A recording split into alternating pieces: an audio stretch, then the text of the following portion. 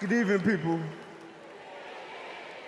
My name is Corey Wise. 35 years ago, my friends and I were in prison for a crime we did not commit. Our youth was stolen from us. Every day as we walked into courtroom, people screamed at us, threatened us because of Donald Trump. He spent $85,000 on a full-page ad in the New York Times calling for our execution.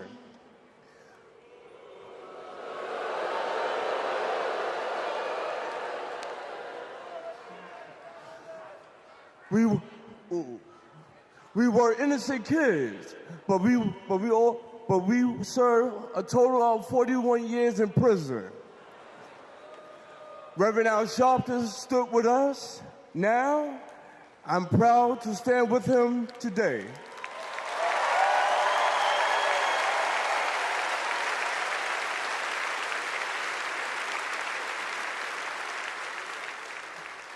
Vice President Kamala Harris has also worked to make things fairer. I know she will do the same as president. Now prove that message.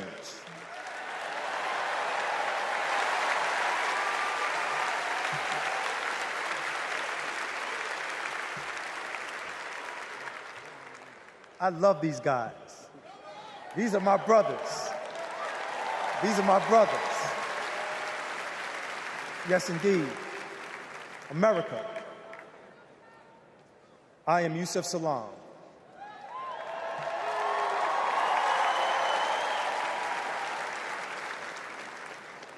A New York City councilman representing my hometown of Harlem. That's right.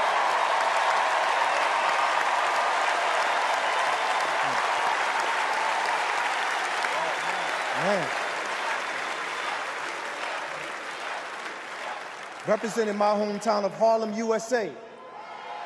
And listen, as my friend Corey Wise just said, 45 wanted us unalived.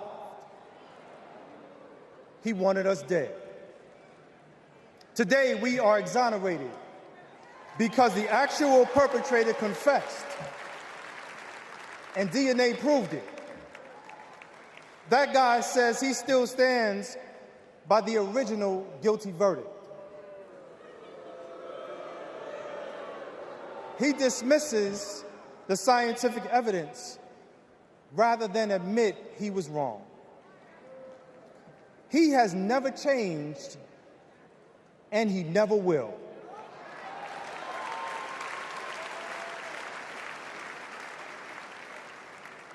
That man thinks that hate is the animating force in America. It is not. We have the constitutional right to vote. In fact, it is a human right. So let us use it. I want you to walk with us. I want you to march with us. I want you to vote with us.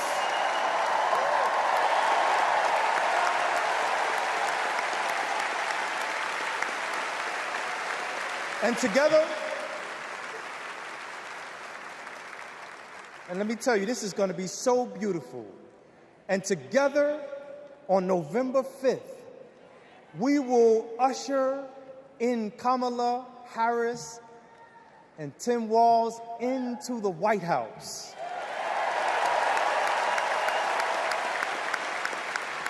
So I want to do this. When I say when they, I want you to say, see us. When they, see us. When they, see us. When they see us, America will finally say goodbye to that hateful man.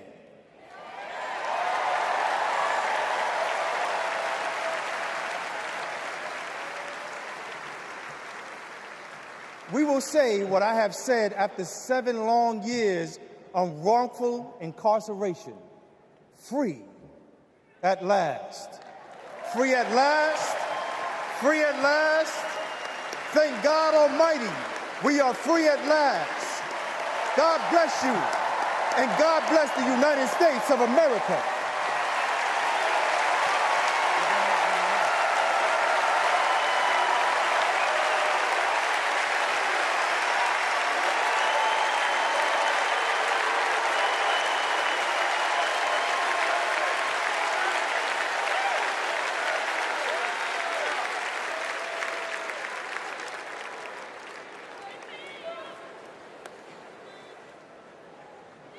Wow. Our country is built on justice, and people's lives, as we just heard, can be harmed when we fail to do justice. But Kamala Harris fights to do justice. No one knows that better than the prosecutors who fought alongside her. These are their stories.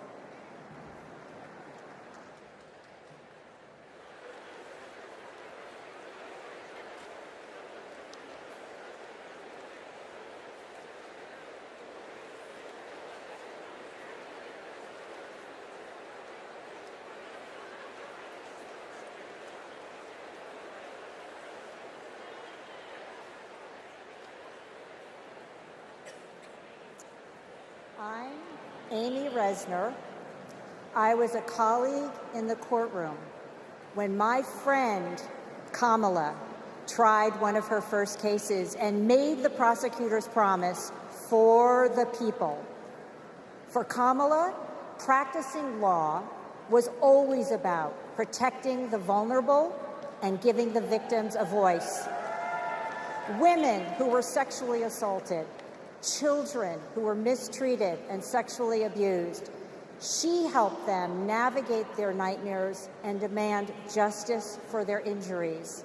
And she did it all with grit and grace, intelligence and heart. She was a remarkable prosecutor, and she will be a remarkable president. Survivors of sexual assault struggle to be heard over the cacophony of voices demeaning, discrediting, and vilifying them. When powerful offenders are allowed to manipulate public opinion by attacking their victims' credibility, all victims suffer. Those words are from the 2021 amicus brief filed by RAINN, the nation's largest anti-sexual violence organization, in the case of E. Jean Carroll versus Donald J. Trump. As a legislator and lifelong advocate against sexual violence, I urge all of us to stand together to support survivors, believe them, and hold perpetrators accountable.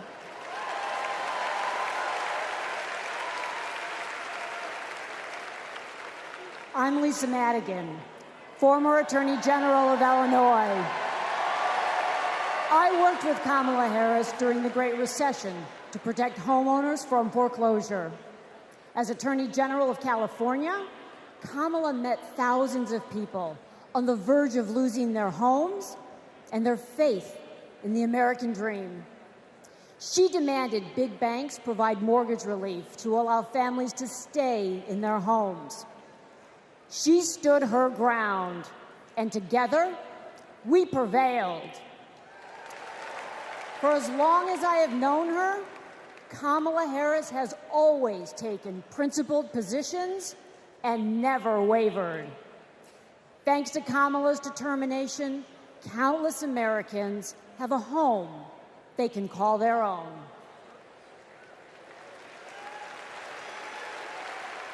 And I'm Mark Morial, civil rights leader and former mayor of New Orleans. In the 1970s, Donald Trump was sued for refusing to rent his apartments to African Americans. His employees were told, put those applications in a drawer and leave them there. It was straight up housing discrimination. It was racism, and civil rights advocacy put an end to it. Kamala Harris has a plan to build more housing, keep rent prices fair, and help more people own homes. Donald Trump, you denied black people the American dream, and Kamala Harris is creating a future where every family, yes, every family, has a place to call home. I'm Nathan Horns. In 2010, I went to college in California to pursue my dreams, but ended up with a nightmare. Corinthian Colleges was a predatory for-profit chain. They defrauded more than 500,000 students and burdened us with loans we could never repay. Then Kamala Harris stepped in. As Attorney General of California, she stuck up for students. She prosecuted Corinthian, and as Vice President, she stuck with us. As we fought and we organized for debt relief, the Biden-Harris administration came in, canceled all Corinthian student debt, and gave us back our futures. My name is Tristan Snell, and I prosecuted Trump University.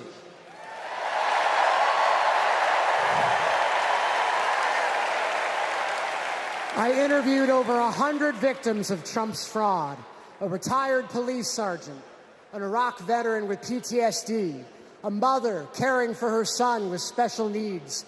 They trusted Trump. They believed that he would teach them his secrets and make their American dreams come true. But all they got was credit card debt and a fake diploma. Some lost their life savings, some lost their homes. Donald Trump ripped off his biggest fans and made $5 million in profit. Kamala Harris fought scammers like him, and as president, she will continue to fight for you, for us, for the people.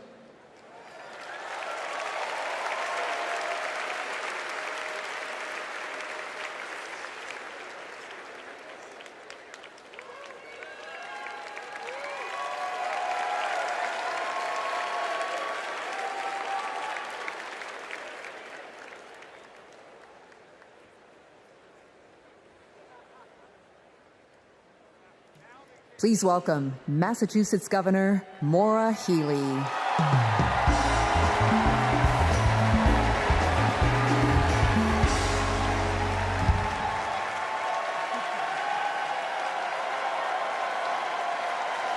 For the people.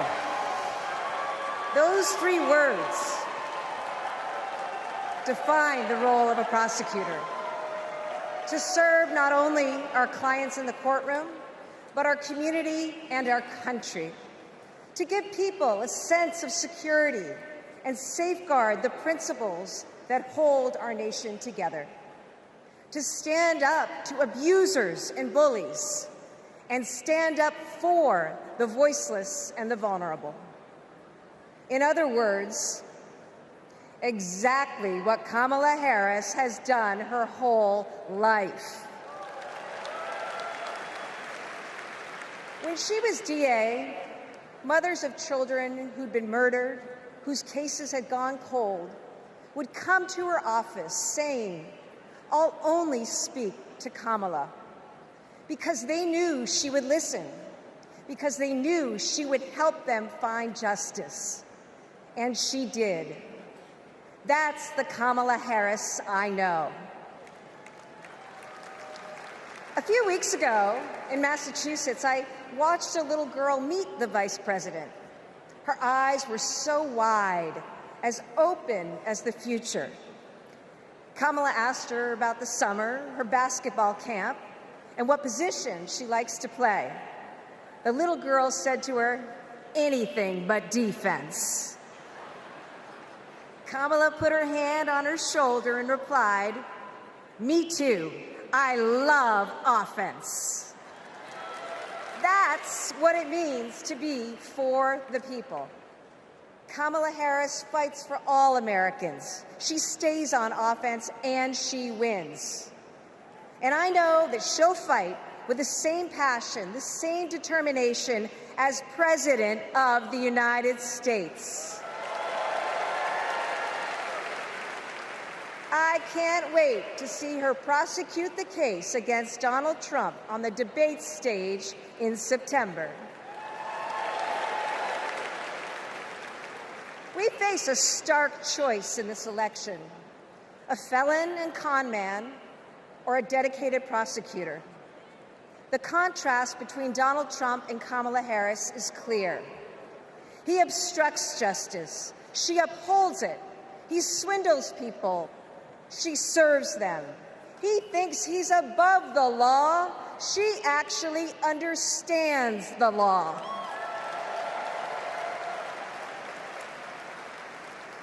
That's what this election comes down to. One candidate who's out for himself, or Kamala Harris for the people.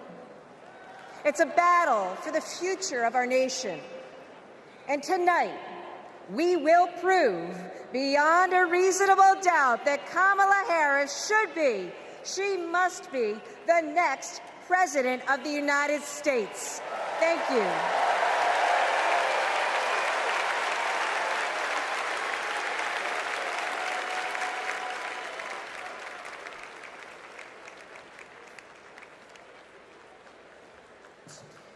Please welcome survivor and advocate Courtney Baldwin.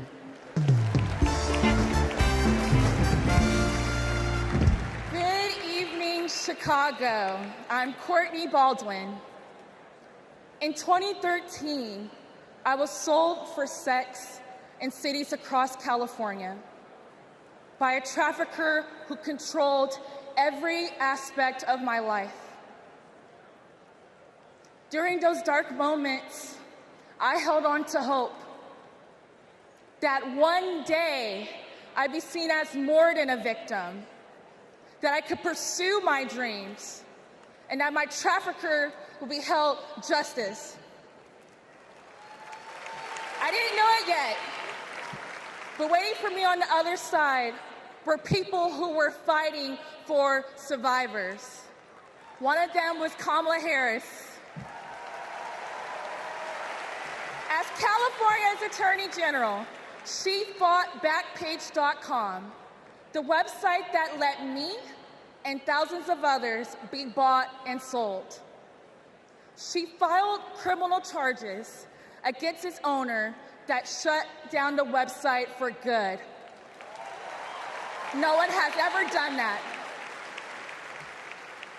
Vice President Harris is fearless, compassionate, and she still gives me hope.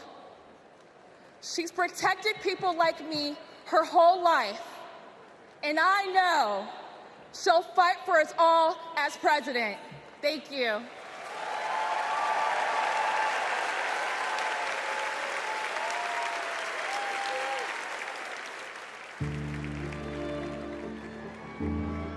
We have to wake up at 2 a.m. in the morning.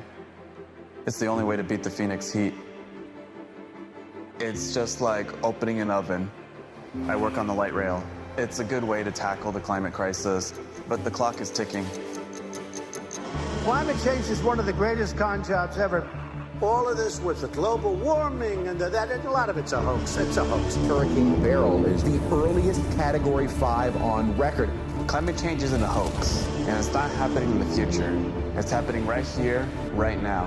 Here in Phoenix, the most consecutive 110-plus degree days in a row. Trump is pouring gasoline on the fire. He proceeded to solicit $1 billion from the fossil fuel companies because, if elected, he would roll back environmental rules and repeal regulations. Trump's Project 2025 agenda gives tax breaks to big oil and completely tramples the middle class. Trump would gut clean energy jobs like mine. This work gives us security and economic freedom. Trump would rip that away. Kamala Harris sees the future differently. She's a clean energy champion. She took on big oil that gouged Americans. Harris was the deciding vote that passed Democrats' epic clean energy investments. Kamala will fight for climate and clean energy policies that protect our health and hold big polluters accountable. The clock is not just ticking, it is banging. And that is why President Biden and I made the largest climate investment in America's history. We are not going back. I was raised to care for my community. That means jobs for my guys and a clean energy future.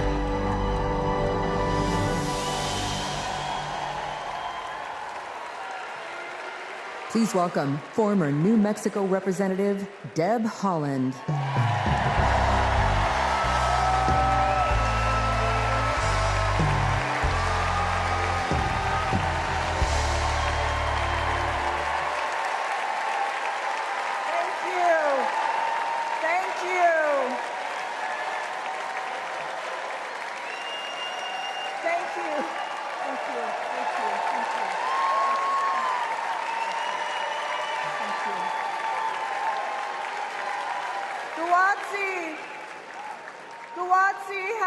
Bruma, Duhinamet, Ezaktuitsa, Shuimi Hanu. In my Karis language, greetings, friends and family. My name is Kresh Turquoise, and I'm from the Turquoise clan. 35 generations ago, my ancestors built lives in the high desert of New Mexico. I am on this stage tonight because of them. While fishing with my dad and running through the desert with my cousins, I learned that we have a responsibility to take care of our planet. Donald Trump never learned that lesson. He called the climate crisis a hoax. He made it easier for big companies to poison our air and water. An American president must lead the world in tackling climate change. We need a president who understands that assignment. That's Kamala Harris.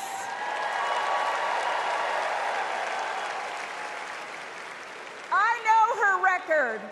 She held polluters accountable for spilling oil into the San Francisco Bay. She defended President Obama's Clean Power Plan in court. And as Vice President, she cast the tie-breaking vote for the most ambitious climate action plan in our nation's history.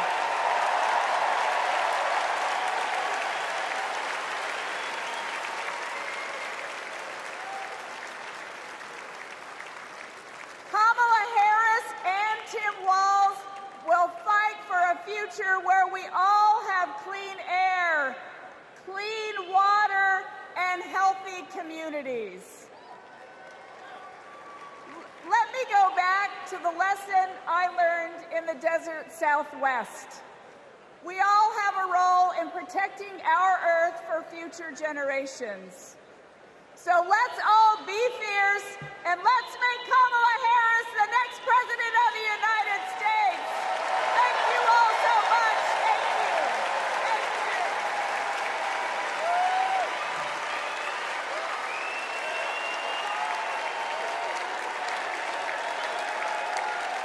you. It's an election year, and both parties are battling to prove that they stand with workers. But sometimes, workers don't get the invite. Do you know where the auto workers are? I haven't seen anybody from the UAW. Nobody from the UAW? After we struggled to find any auto workers at Trump's Rally for Auto Workers, we hit the road to find out what Democrats have been up to. The Inflation Reduction Act is helping to fuel a boom in clean energy, creating 9 million new clean energy jobs over the next 10 years, once-in-a-generation investment. I thought that American manufacturing was supposed to be dead. Here I am looking at one of the biggest auto mega plants being built. We talked to workers in rural Tennessee who joined a union for the first time to build one of the largest battery plants in the country. We have 20-year-old people thinking about their future.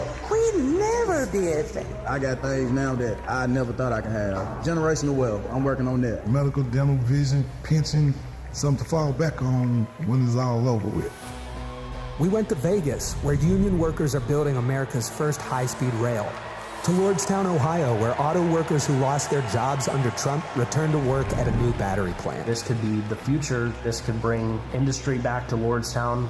We saw it in its heyday, and here we are. We have the opportunity to make the battery. And Milwaukee, where workers are replacing every lead pipe in the city. It helps with the struggle. You don't have to struggle with 2 or 3 jobs. You know, you can maintain with 1 job. This is my own neighborhood. This is your old neighborhood? Yes. Makes me feel good because I'm giving back something. It's easy for stories like these to get drowned out by fake worker rallies at non-union. Welcome, John Russell.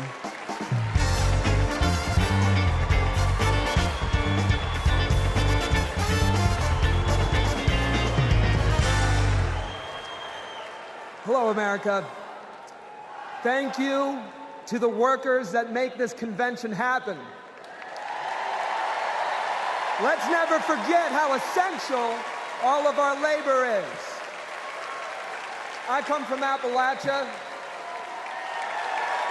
We kept the lights on in this country for generations. But the wealth made by our broken backs and our black lungs never did trickle down.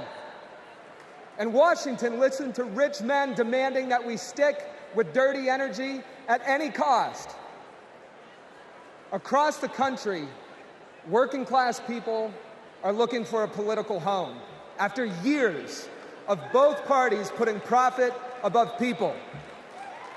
Now, Trump, a billionaire, says that he'll take on the elites, but then he promises handouts to big oil, and he punches down at anyone with the guts to be different. But populism that insists we are too different to get along, is just divide and conquer by a different name. There's another sort of populism with roots in this party that we in West Virginia know well. They called us rednecks back in the 1920s because striking workers from all different races wore red bandanas around their necks as they fought and died for respect and a living wage. Their fight yesterday is our fight right now. Right now. It is our choice to build on this progress and to create a political home for the mass of working Americans fighting for control over their government, their workplaces, and their planet. And it is our moment to live up to. Let's get after it. Thank you very much.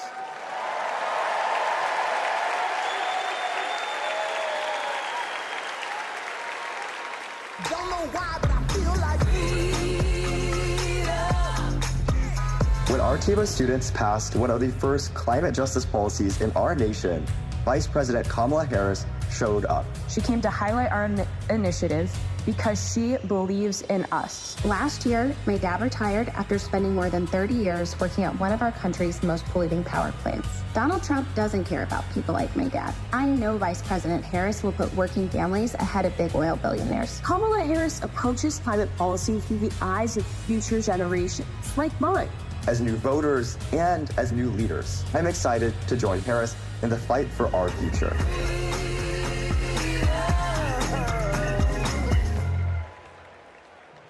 Please welcome Florida Representative Maxwell Frost.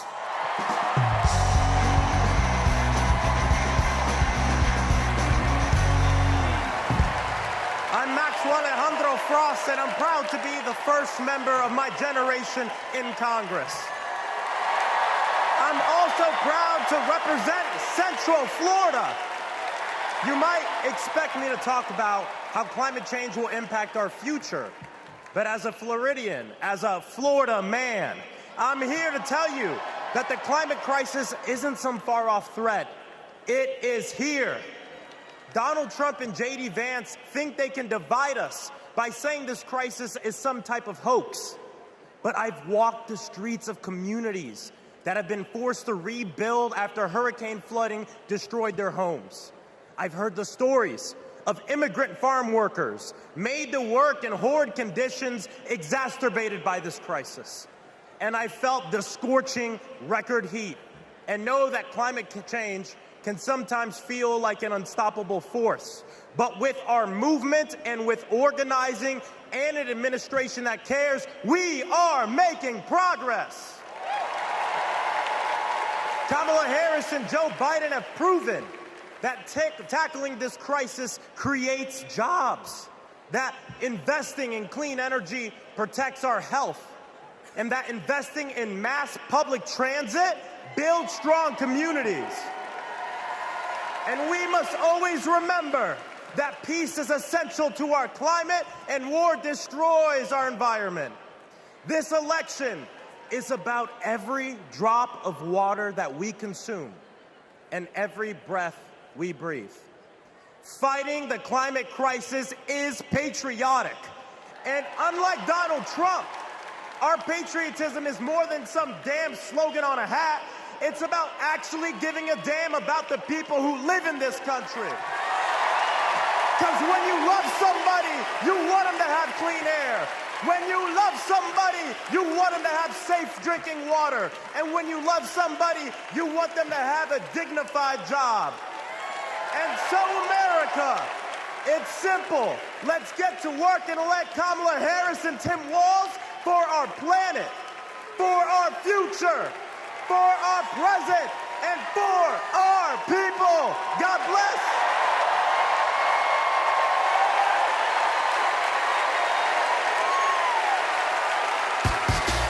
Ladies and gentlemen, if y'all are ready to send Madam Vice President and keep her in the White House, let me hear you make some noise! No matter what, say,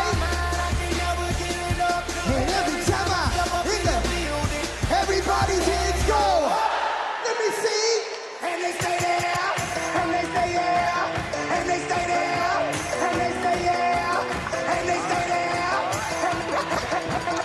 and they stay there, and they stay there, and they. I want to hear you nice and loud, Chicago. Are there any union workers here today? Make some noise. Are there any teachers in this building? Make some noise. Now everybody hands up.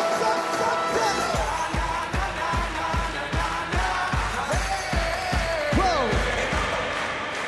Thank you, ladies and gentlemen. I'm DJ Metro. We'll be back for more.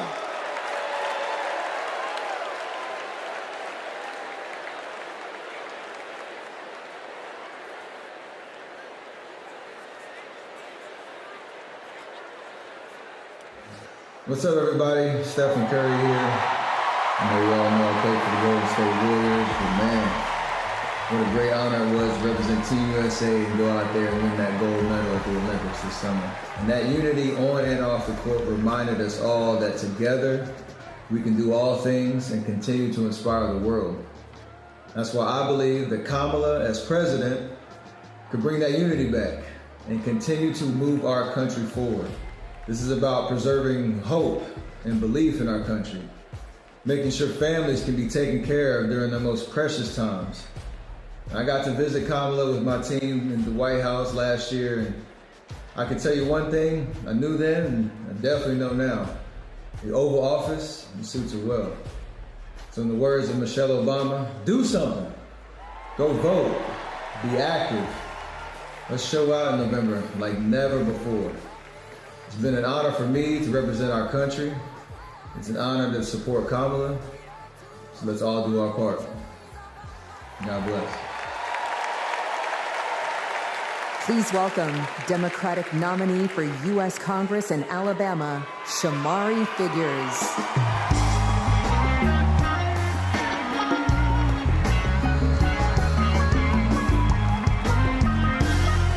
Good evening, America. And hello, sweet home Alabama. I am running for Alabama's 2nd Congressional District. This is the district that gave America the Tuskegee Airmen, Rosa Parks, Fred Gray, and it is the birthplace of the civil rights movement in Montgomery, Alabama. And of course, this district is home to Mr. Good Trouble himself, Congressman John Lewis. Look, my pathway to this stage was paved by a legacy of fighters. Fighters that include my mother, Alabama State Senator Vivian Davis Figures, who is here at her 11th DNC. And it also includes my father, my late father, Michael Figures, who was also a state senator and civil rights lawyer who sued the Klan into bankruptcy. Listen, all of America, all of us owe a debt to courageous freedom fighters, both known and unknown, a debt that can never be repaid. But what we can do is ensure that the work of those fighters who came before us continues, and that our sacred right to vote is always protected.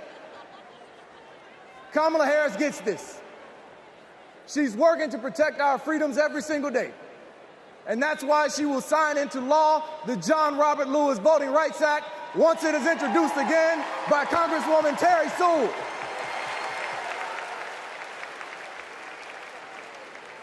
Listen, America, a California poet named Kendrick Lamar recently reminded us that sometimes we gotta pop out and show them. Well, America, it's time we pop out and vote. It's time we pop out from California to Alabama and all across America, and we show them that we are not going back.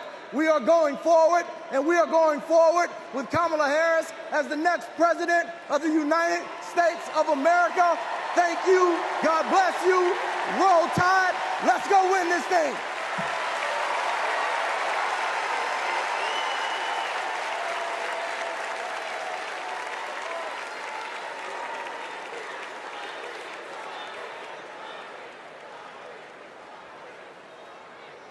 As I close out my segment tonight, I got to send a quick message.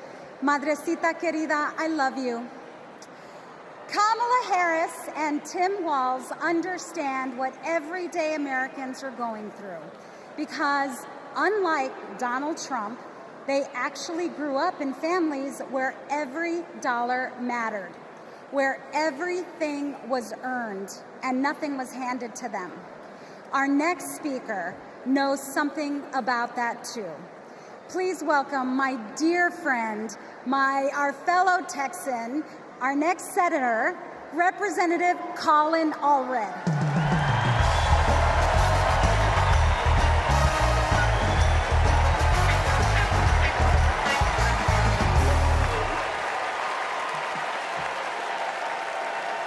All right.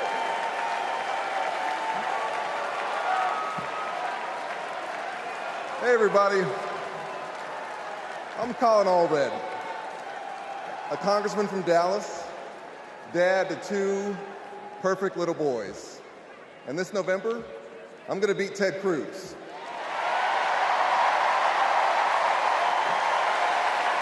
And I'm so proud to be here to support our next president, Kamala Harris. You know, like Kamala, I was raised by a single mom. Mom was a public school teacher who often worked two jobs to make ends meet. So when we talk about lowering costs, I think about the times when we went to the grocery store when I was growing up and swiped the debit card and said a little prayer. But my mom and my community in Texas gave me a chance to chase my version of the American dream. I played football at Baylor and in the NFL before becoming a civil rights lawyer and representing my hometown in Congress. Now I'm the guy who's going to turn Texas's Senate seat blue.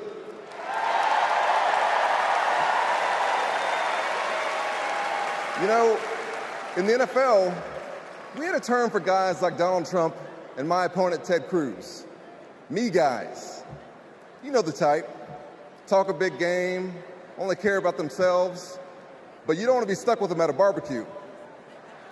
The truth is, America has never been about me. As President Obama said, the single most powerful word in our democracy is the word we. We the people. We shall overcome. Yes, we can. And we've got a message for the me guys. We is more powerful than me. We will protect and restore reproductive freedom.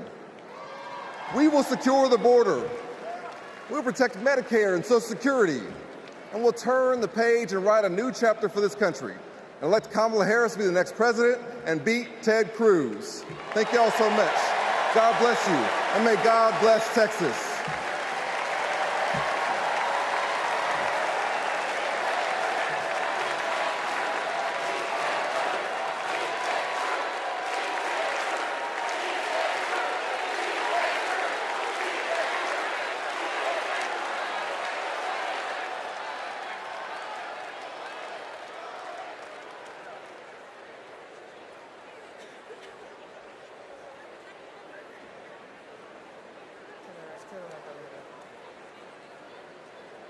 I'm Anya Cook.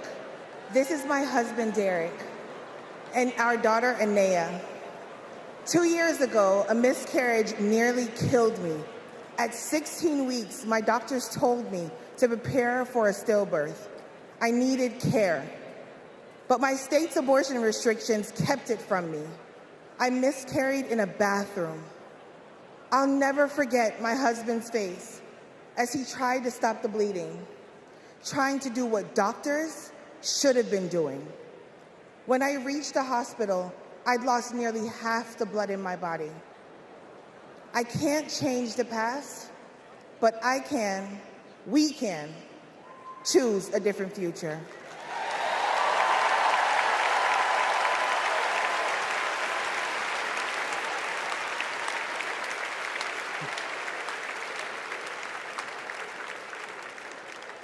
I'm Craig Sicknick, and this is my mother, Gladys. My brother was a U.S. Capitol Police officer, Brian Sicknick, a hero who died after defending our country on January 6th.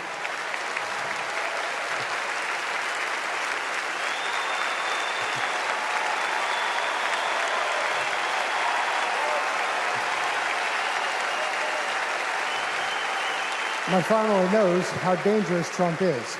He incited the crowd while my brother and his fellow officers were putting their lives at risk. We need a real leader, not an autocrat who is stuck in the past. Brian, we miss you every day.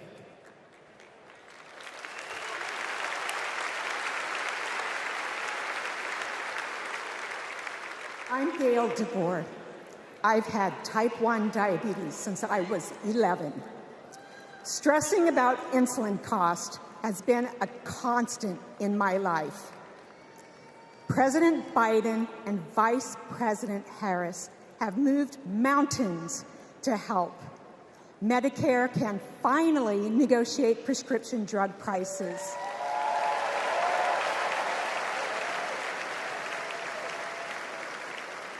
Insulin is capped at $35 for Medicare recipients. And when elected, Kamala Harris plans to extend that cap to the rest of us. That's the future I want. That's the future I am voting for.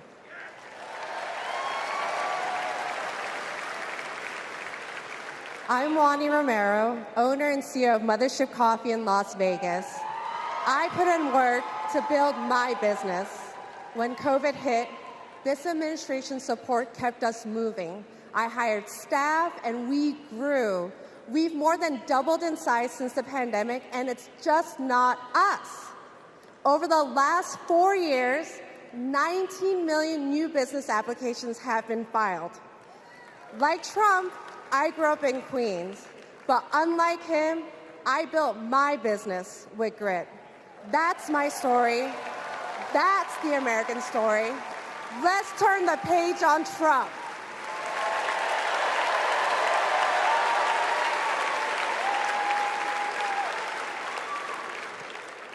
I'm Eric Fitz, and these are my sons, Christian and Carter.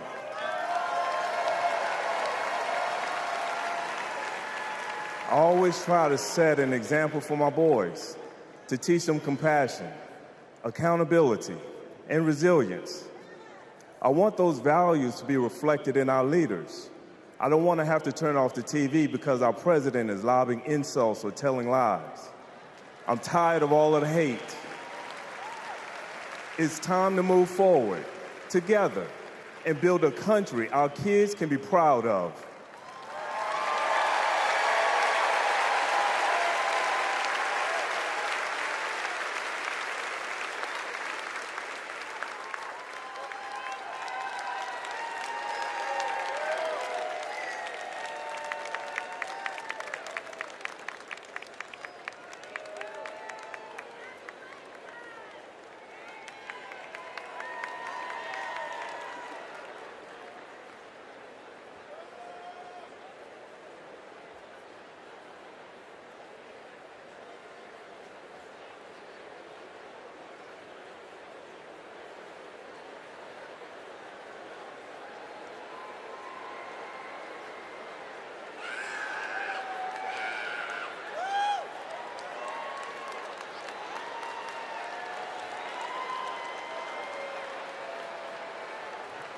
Please welcome the Bulls' official drumline, Chicago's own Pack Drumline.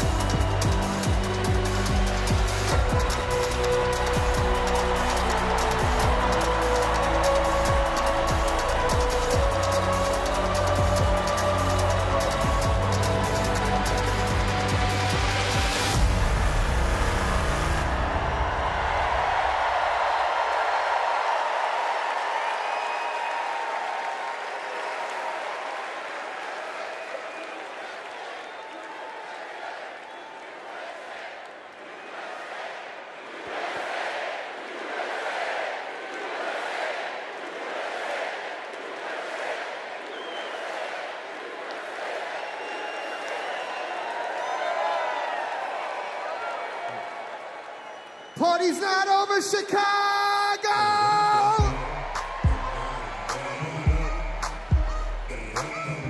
What I want to see is those flags and those hands up in the air. Help me sing it out nice and loud. Y'all ready to get down and party with me one time? DNC say 369, damn good fine. Take a second to me one more time and roll. Get low, get low, get low, get low, get low.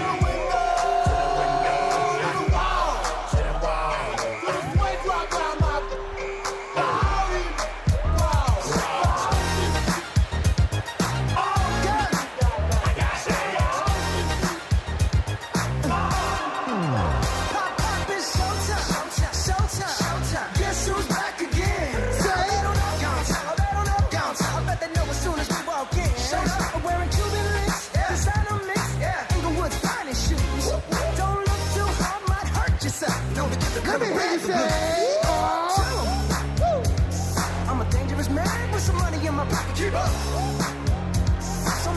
girls around me and they're waking up the rocket. Keep up. Why you mad? Fix your face. Ain't my fault they all be jacking. Keep up. Players only. Come on, Joe. Bring them to the moon. Girls, what y'all trying to do? 24 karat magic in the air. Head to toe so bad. Look out. This ain't Texas. No hold'em. So lay your cards down.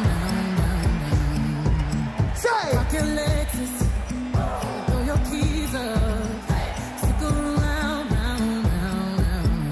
Nice and loud. And I'll be damned if I can't slow dance with you. Come pour some sugar on me, honey, too. It's a real live boogie and a real live hold down. Don't be a come take it to the floor now. Woo!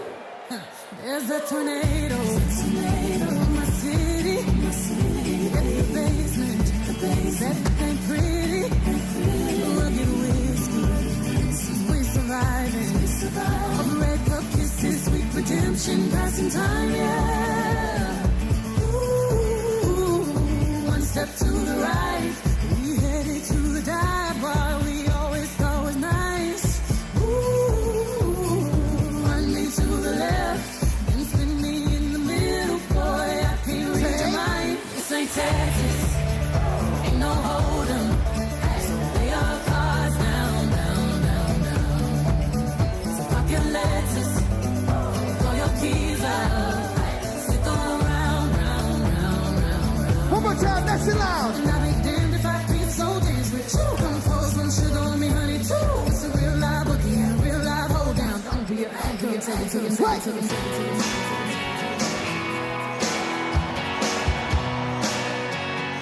If you've been with me all 4 days, let me see you make some noise right now. And if this is your first convention, let me hear you make some noise. I was born in a small town, and I live in a small town. I would die in a small town, small communities. All my friends are small town. My parents live in the same small town. My town is a small town. The vast little opportunity.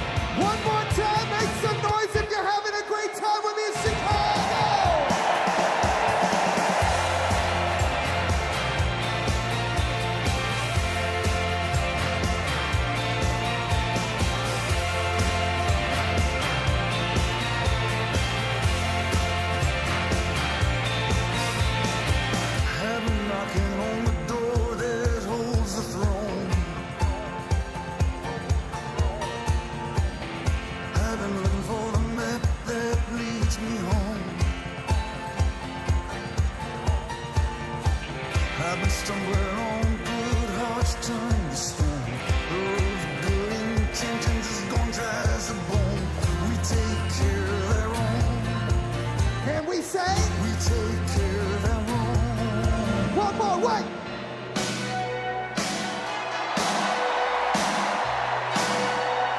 Because if you're proud of your country and you're ready to say, Madam VP, and keep her in the White House, make some noise.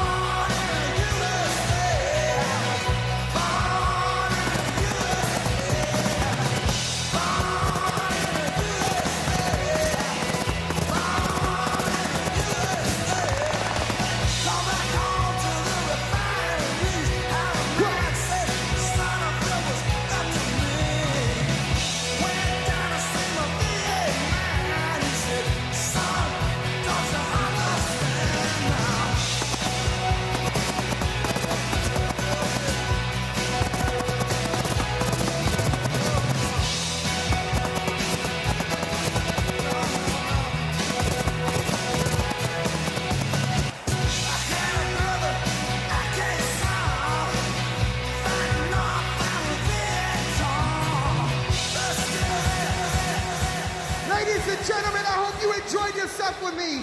My name is DJ Metro from Chicago. Thank you for having me.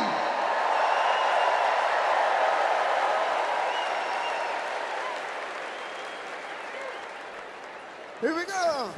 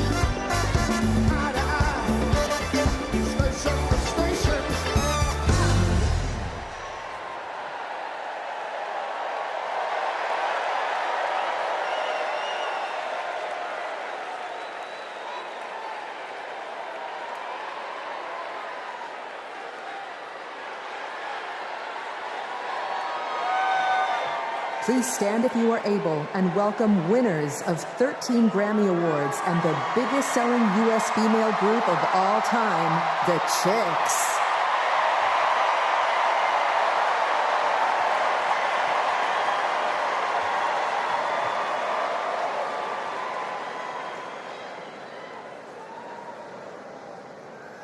Oh, say, can you see by the dawn's early light what so proudly we hailed at the twilight's last gleam, whose broad stripes and bright stars through the perilous fight o'er the ramparts we watched were so gallantly streamed, and the rocket's red glare, the bombs bursting in air, gave proof through the night that our flag was still there. Oh, say does that star-spangled banner yet wave?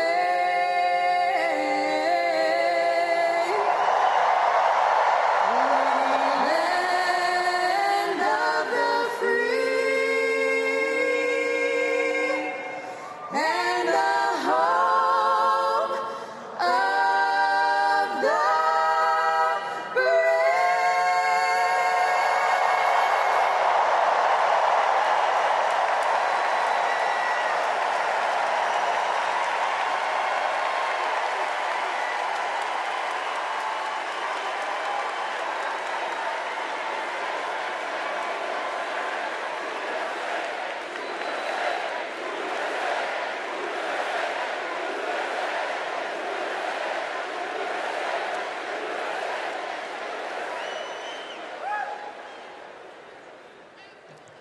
Please welcome Kerry Washington. Welcome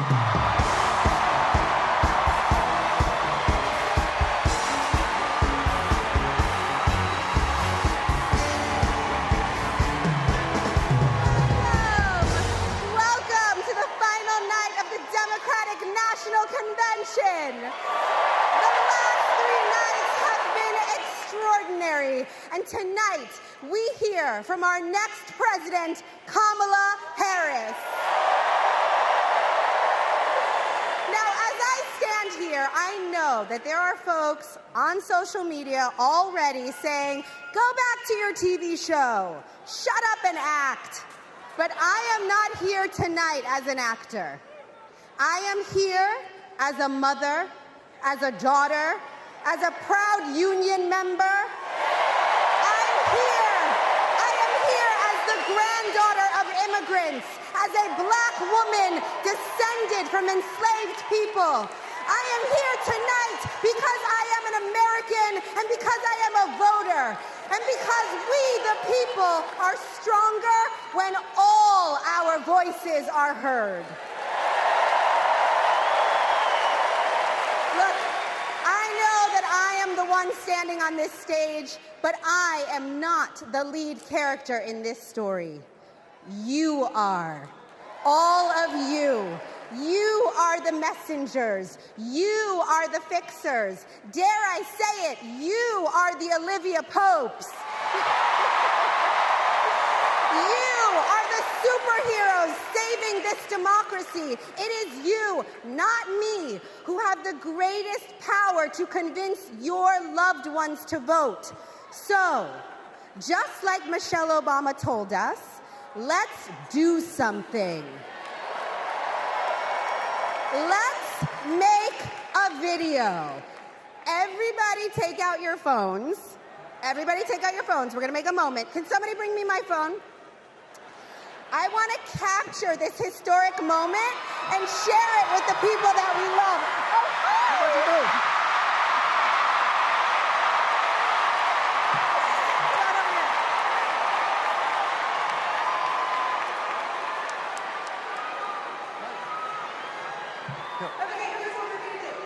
Take this video, guys. We're all going to take it together. We're going to post it to social media, text your friends, send this message out into the world. When I say when we fight, you're going to say? Are you ready? Okay, let's record. We're recording. You ready, Tony? Yep, I'm ready. Okay, ready? When we fight,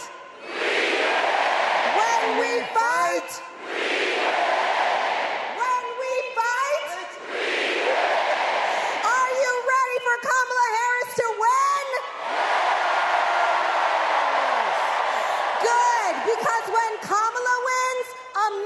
Georgia wins. We did it! We did it, Joe. Thank you, Tony. I don't get to stay? No, you gotta go. Bye, everybody. Tony Goldwyn, ladies and gentlemen. Okay, so listen. It's come to my attention that there are some folks who struggle or pretend to struggle with the proper pronunciation of our future president's name. So, hear me out. Confusion is understandable. Disrespect is not. So tonight, we are going to help everyone get it right. Here to help me are some very special guests.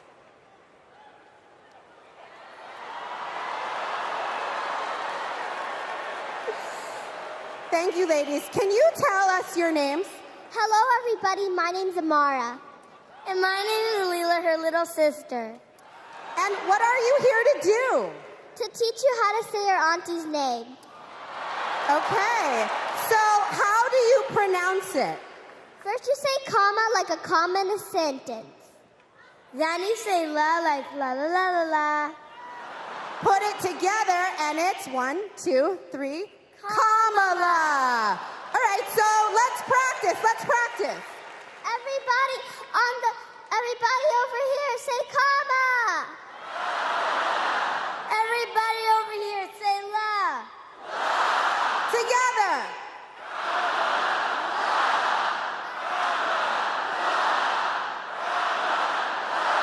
For president.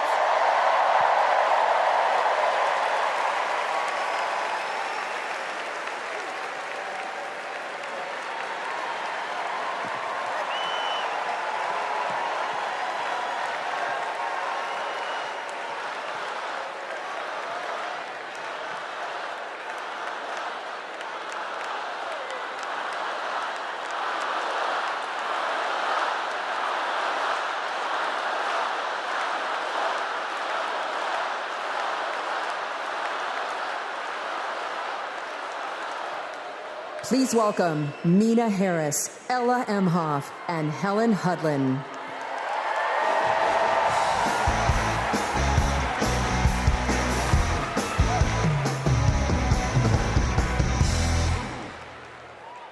Hi, I'm Mina. I'm Ella. And I'm Helena. I grew up in Oakland, California,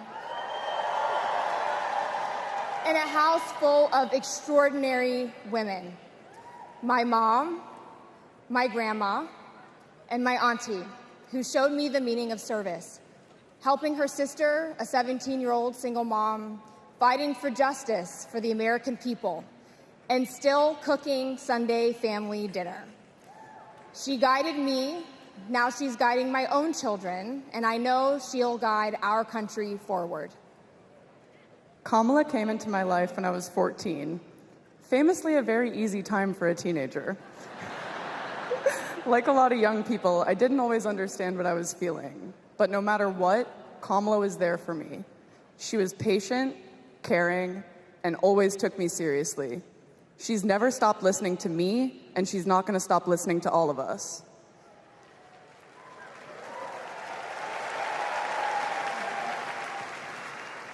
Kamala Harris is my godmother. To me, her advice means everything. Whether it's pursuing my passions, making an impact, or finding hope when the world doesn't feel so hopeful. She taught me that making a difference means giving your whole heart and taking action. She's fighting for economic opportunity, LGBTQ+ equality, and reproductive freedom, because we are not going back. She's fighting for social justice, health justice, environmental justice, and she isn't alone. We're all in this fight together. So let's keep up the fight, let's keep up the joy. And let's elect this extraordinary woman as our next president.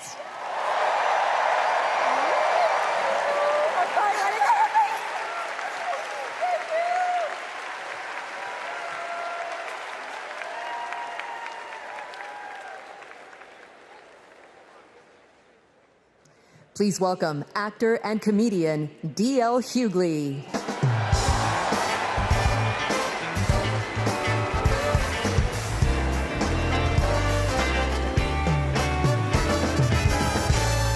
Hey now, hey Chicago, how y'all doing? What's happening, California? Now, wait, where those AKAs at? Where they at? You know what? In 3 months, ain't gonna be no living with y'all. I can tell you this, I don't blame Donald Trump for not wanting to debate Kamala. I've been married to a black woman for 40 years and I ain't won one debate. I'm owing $93,000. Now, of course, Trump is saying that Kamala isn't black. I guarantee you this, Kamala's been black a lot longer than Trump's been a Republican.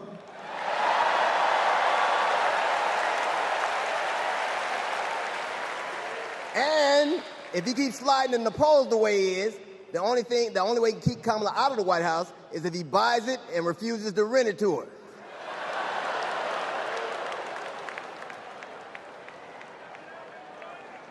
Of course, Kamala's getting broad support. They got black men for Kamala, white men for Kamala, Latinos and Asians for Kamala. They even have Republicans for Kamala.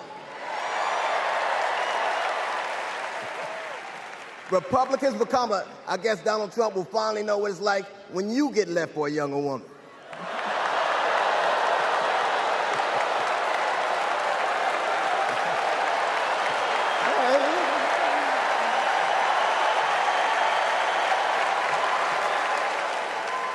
But seriously, Kamala knows the truth about the American dream, that hard work is not enough.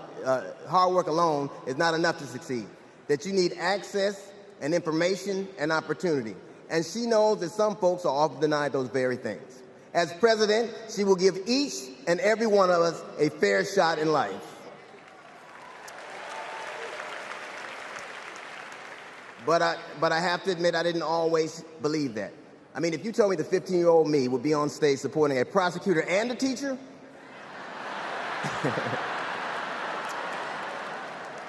there is no way that I would have believed you. But because of that, I made assumptions about Kamala's record. And I often repeated them to a lot of people. Then one day, Kamala invited me to her house. She put her hand on my shoulder and she asked me to do some research. Something I had never done. Something a lot of people I know had never done before. Imagine attacking someone's character without a single Google search. So I did what I should have done in the first place. I learned that she had done for us exactly what she promised to. I believe that your apology should be as loud as your accusation, and I'm here apologizing in front of the whole damn world. I was wrong. I was wrong, and I'm so very glad I was wrong because, Kamala, you give me hope for the future, a future where my grandchildren, Nola and Stevie, had the freedom to control their own bodies, where they have the opportunity to go as far as their wits and their talents would take them. That future, ladies and gentlemen, is possible, but only if we elect Kamala Harris as the 47th President of the United States of America.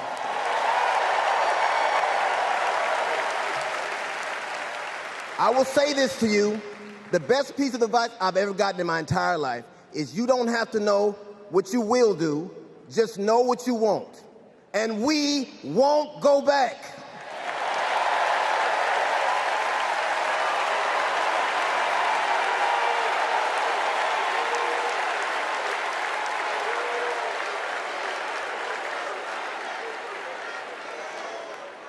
The energy in this room is electric.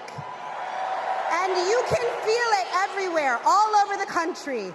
In the coming weeks, I want us to find ways to maintain this energy and this joy and this commitment, because there will be days when the work ahead seems impossible. And when that happens, I know what I do. I get involved. I get engaged. I ask myself, how can I be of service to my community? Because community is why we do this. Am I right? Yes, we do this for our children, for our parents, for our teachers and care workers who treat our loved ones like their own. We do this for working families who make this country thrive. We do this for the planet and for each other. We do this for justice and for peace and for democracy. And as we are about to hear, we do this for the safety of our communities.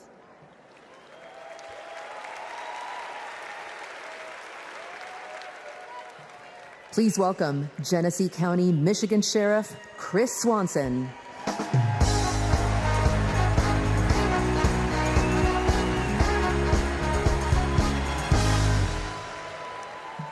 My job is to protect people, all people.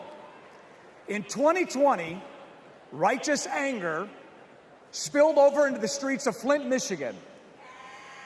One bad decision from either side, and there would have been bloodshed. But that didn't happen. We laid down our riot gear, and we embraced the community, and instead of hate, we chose hope.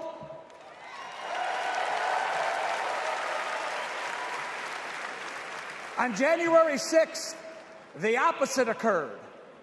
That day was paved with division, deceit, and denigration.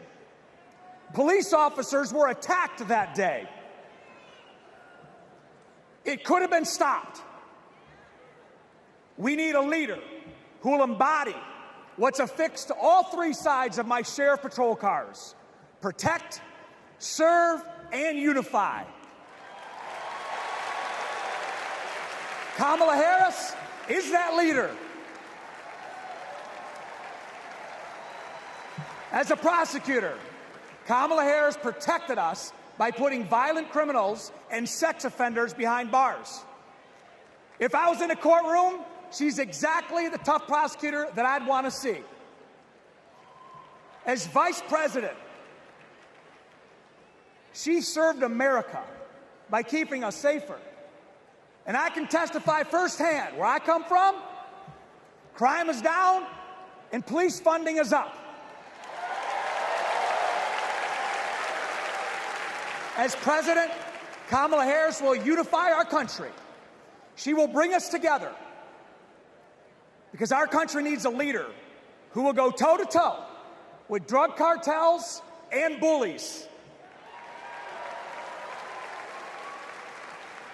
One who has already taken the oath, raised her right hand to advocate for the people. I can tell you in 2020, we were able to turn a protest into a peaceful movement by walking together. One city, one community, and one country. America, let's walk. Let's walk. Let's walk together and let's elect Kamala Harris and turn hate into hope yet again. Thank you.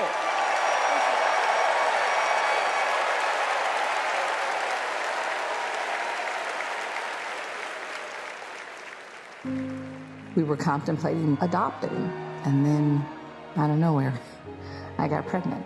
Jordan was so much fun as a child. When all of a sudden... Oh my God, somebody's shooting! 3 of those rounds he aimed at Jordan. Jordan didn't deserve to die that way.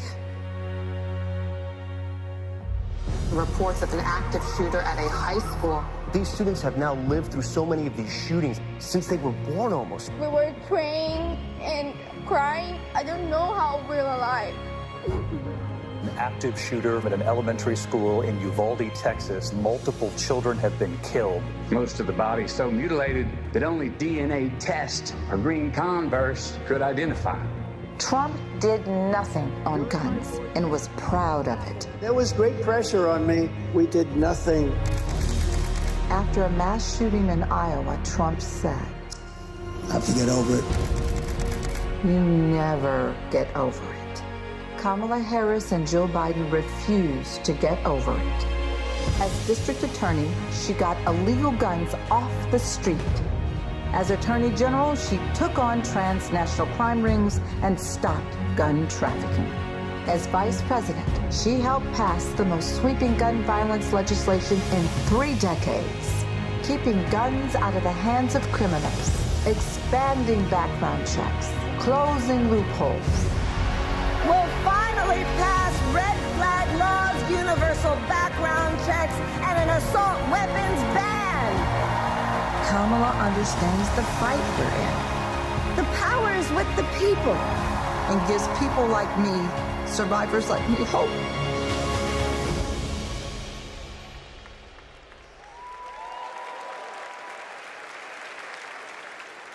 When I worked for Everytown Please for gun welcome safety, Georgia Representative Lucy McBath.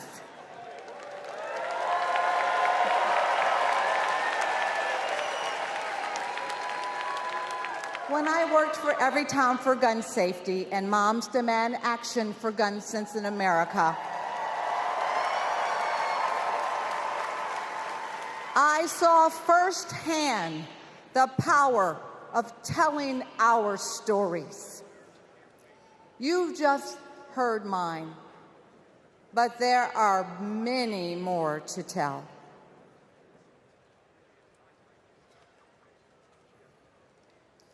On December 14th, 2012, I walked into Sandy Hook School. I stopped at the office, chatted with my principal, then started my day with my second graders. Suddenly, a loud crash, like metal folding chairs falling. 154 gunshots blaring. Hiding in the coats, trying to sing with my students, trying to read to them, trying to drown out the sounds. Terror, crying, running. I carry that horrific day with me. 20 beautiful first grade children and 6 of my beautiful colleagues were killed. They should still be here.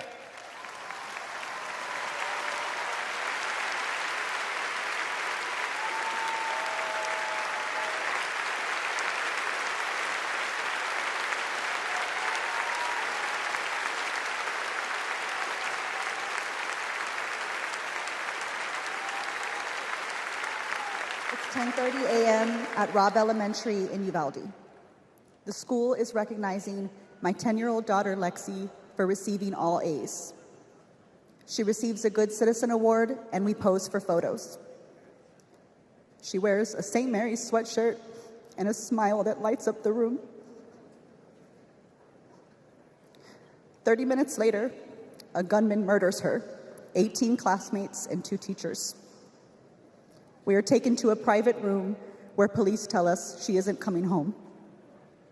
Uvalde is national news. Parents everywhere reach for their children. I reach out for the daughter I will never hold again.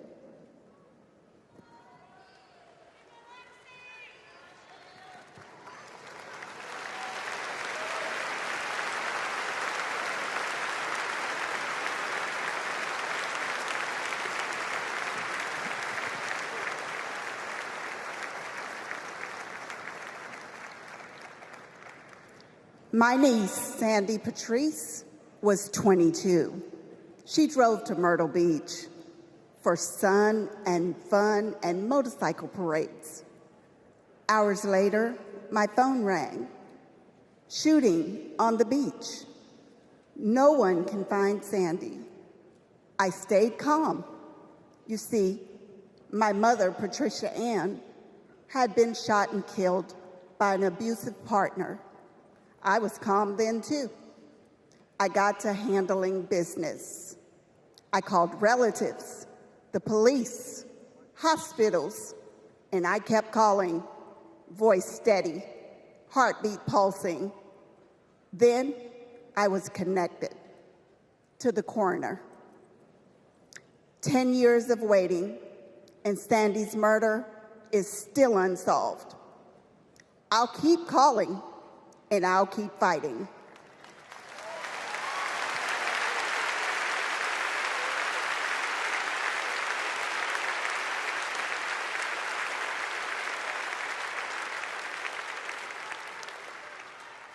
I was in high school when my classmate got shot. It changed my story. Instead of worrying about taking a test, I started worrying about living to take another test. They say schools are for learning, and I did learn a lot that day.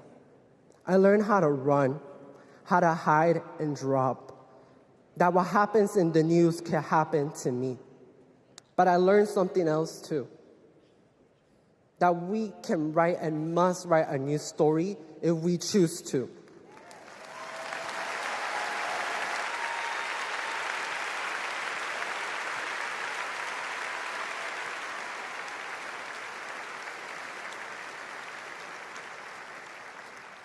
Our are stories of loss. But make no mistake, our losses do not weaken us. They strengthen our resolve. We will secure safer futures that we all deserve. We will organize. We will advocate. We will run for office.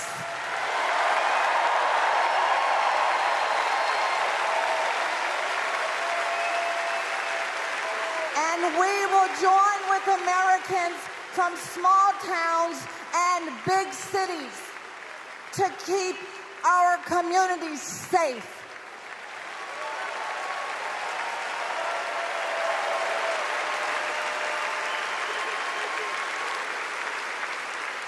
And we will elect leaders like Kamala Harris, who won't just empathize, but will act.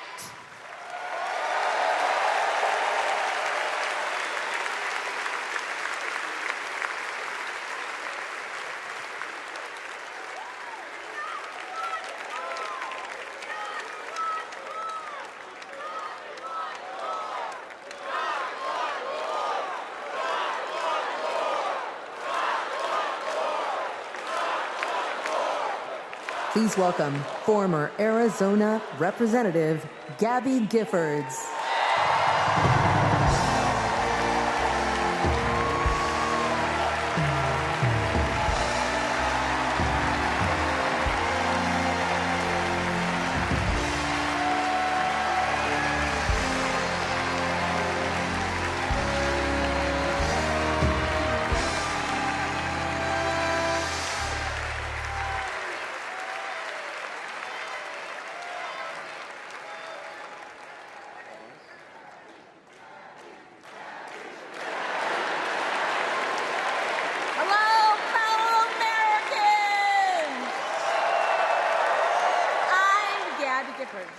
I was born in the great state of Arizona.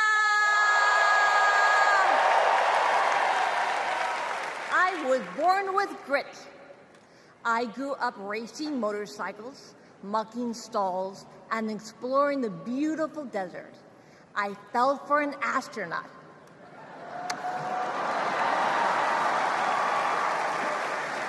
For 5 years, I served in Congress from a swing district. Everybody called me a rising star. Then on January 8th, 2011, a man tried to assassinate me. He shot 19 people. He killed 6. Terrible, terrible day.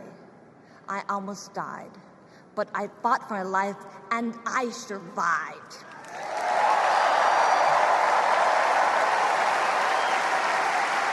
I learned to walk again, one step at a time. I learned to talk again, one word at a time. So many people helped me as I worked hard to recover, including a decent man for Delaware who always checked in. He still does. Thank you, Joe Biden, Thank you for everything. Joe is a great president.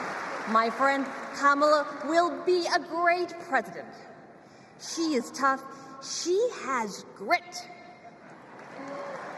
Kamala can beat the gun lobby. She can fight gun trafficking. Kamala stood up to Wall Street and the drug company. She will protect abortion access. She will defend our freedom. She saved lives. Join me in voting for Kamala Harris. Bravo!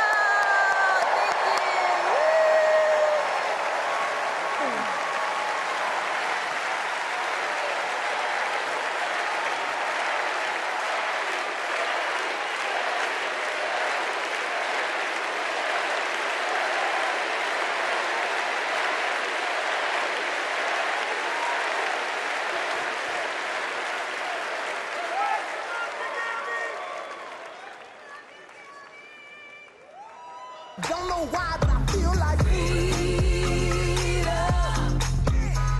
I had the honor of meeting Vice President Harris when I got to introduce her when she spoke at my high school about gun violence. Parkland happened, and all I could think about is that I wanted to keep my kids safe. On July 4th, 2022, I was next in line to walk in the Hyman Park Independence Day Parade when gunshots erupted. 7 people were shot and killed, and 48 more were injured. Vice President Harris has been a gun sense champion since she was our California AG. We have 2 options in November. We have Kamala Harris, who has already proven her leadership in the Biden-Harris administration. They passed the first ever comprehensive gun reform in 30 years. Meanwhile, Donald Trump has cozied up to the NRA and the gun lobby. I have full confidence in Vice President Harris that she's dedicated to and committed to finding a solution to end gun violence.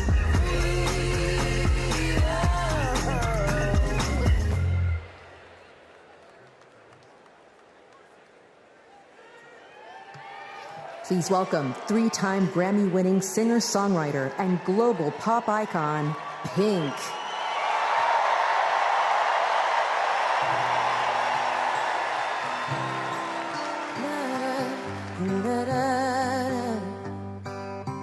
we are searchlights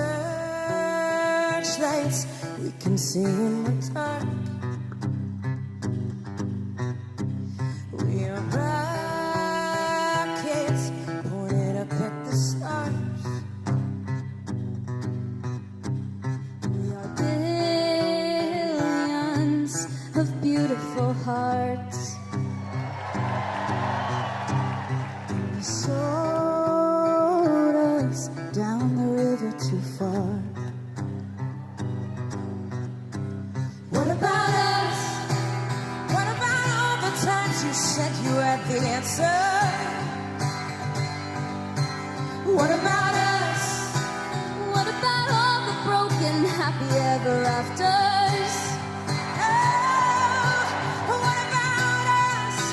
What about all the plans that ended in disaster? What about love? What about trust? What about us? We're problems that want to be solved. We are children that need to be loved. We were willing, we came when you called. But man, you fooled us. Enough is enough. Oh, what about us? What about all the times you said you had the answer? What about us? What about all the broken happy ever afters? What about us? What about all the plans that ended in disaster? What about love? What about trust? What about us? Sticks and stones, they may break these bones, but then I'll be ready. Are you ready? I don't want control, I want to let go. I'll be ready, 'cause now it's time to let them know. What about us? What about all the times you said you had the answers? So what about us? What about all the broken happy ever afters? What about us? What about all the plans that ended in disaster? What about love? What about trust? What about us? What about us? What about us? What about us?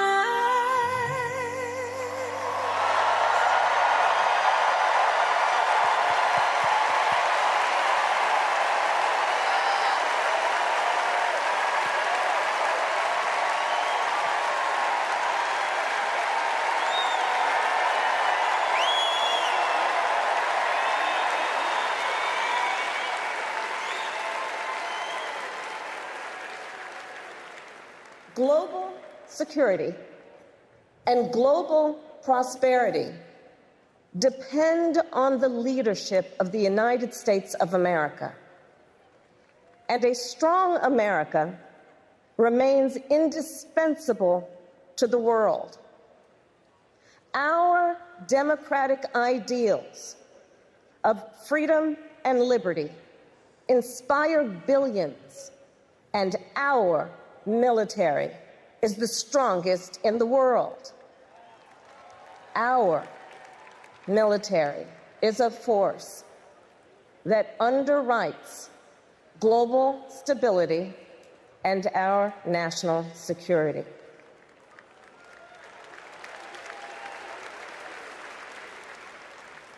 Please welcome Arizona Senator Mark Kelly.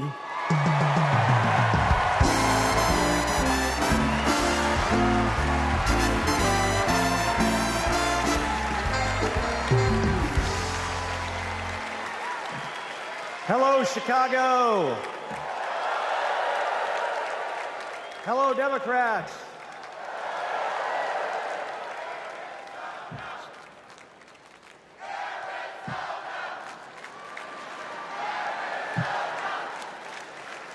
So, President Obama had to follow Michelle. I had to follow Gabby and Pink. Gabby amazes me every single day. She was able to walk out and address you tonight because she's a fighter. And thanks to a team of doctors, nurses, and especially her speech therapist. We all need a team. I've flown into space 4 times. I've flown into combat nearly 40 times. Not once did I do that by myself. It took a team to accomplish a mission. It always does. I flew in the Navy during the first Gulf War. America rallied our allies to kick out a tyrant who invaded a neighbor. Today, Vladimir Putin is testing whether we're still that strong. Iran, North Korea, and especially China watch closely. What's Trump's answer? He invited Russia to do, and these are his words, not mine, whatever the hell they want.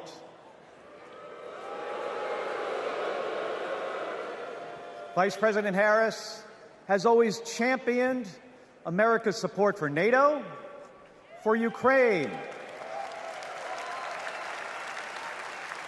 and for the Ukrainian people. On the Senate Intelligence Committee, she investigated Russian interference in our election. She defends free and fair elections everywhere. You already know how Trump feels about those. Donald Trump skipped his intelligence briefings. He was too busy sucking up to dictators and dreaming of becoming one himself. Trump thinks that Americans who have made the ultimate sacrifice are suckers and losers. If we fall for that again and make him the commander-in-chief, the only suckers would be us. Kamala Harris knows that standing with our allies means standing up for Americans. She'll keep modernizing our military to support our troops and to support our veterans like our next Vice President, Tim Walz.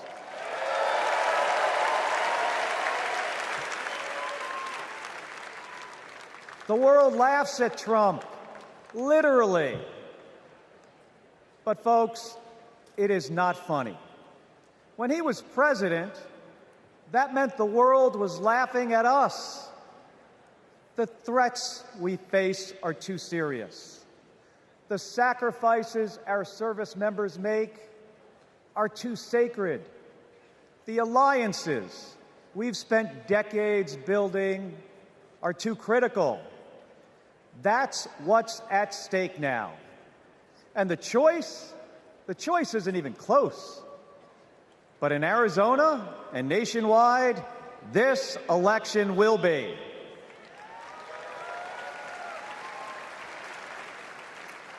We'll win in the same way we launch rockets into space and land fighter jets on an aircraft carrier as one team on one mission. State by state, voter by voter, coming together. No country is better than ours at solving big problems. So, on November 5th, let's prove that America is still the leader the world needs today by electing the leader we need right now, Kamala Harris. Thank you, everybody. Thank you.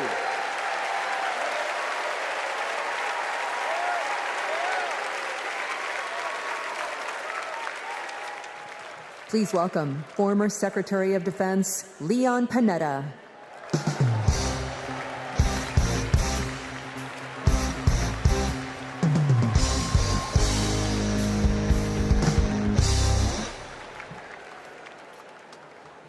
My fellow Americans, I'm proud to have served in the Army, the Congress, the White House, Chief of Staff, CIA Director, and Secretary of Defense.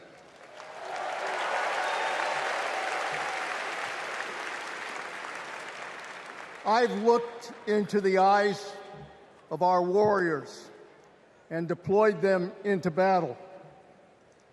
I gave the order directing our Special Operations Forces to fly 2 helicopters 150 miles into Abbottabad at night. And by the time the sun rose, Osama bin Laden was dead.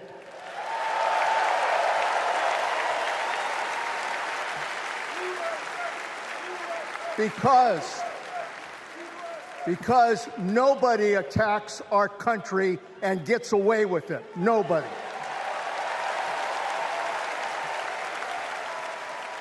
That's what our warriors do. That's what our warriors do.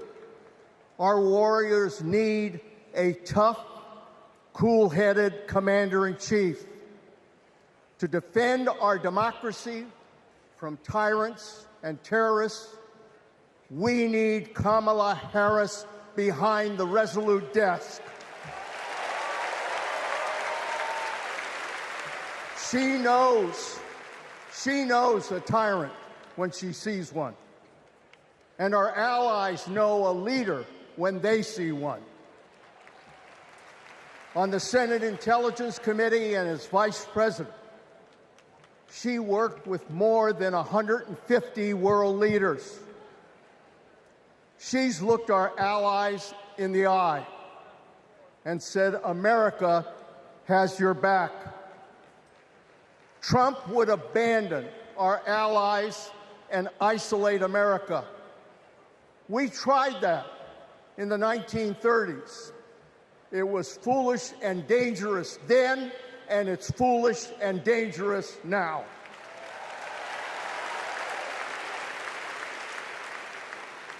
Listen to President Reagan.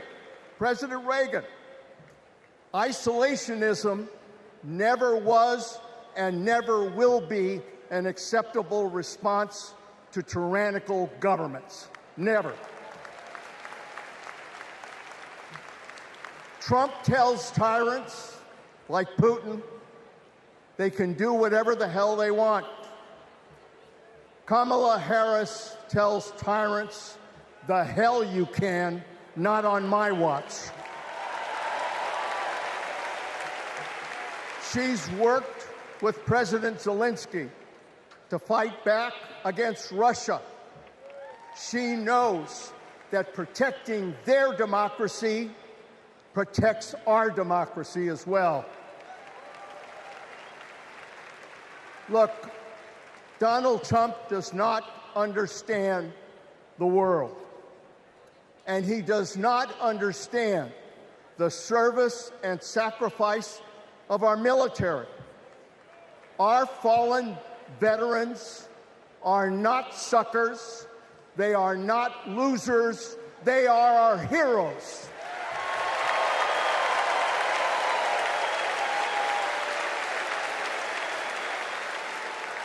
Kamala Harris will honor our veterans. And in Tim Walz, we will have a vice president who has served in uniform honorably for 24 years.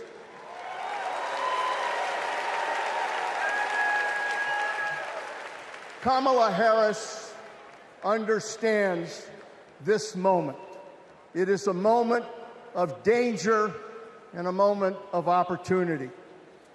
She'll keep America's military the strongest in the world, the strongest ever known. And she understands what our military is for. The role of our military is to defend us from foreign enemies. It is not to threaten Americans, and it sure as hell isn't to put immigrants in camps.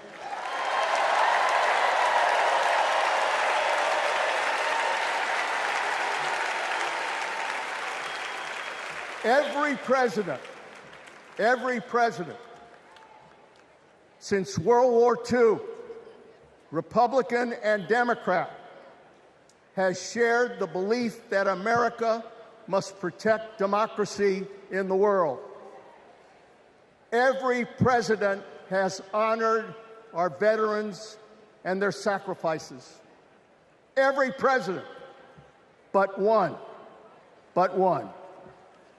So we face a critical choice: to vote for someone who stands with our military and stands up for democracy, or someone who will disrespect our heroes and undermine our democracy. My fellow Americans, there is only one choice. One choice. And let me tell you something. When she takes her oath of office, as she will this January,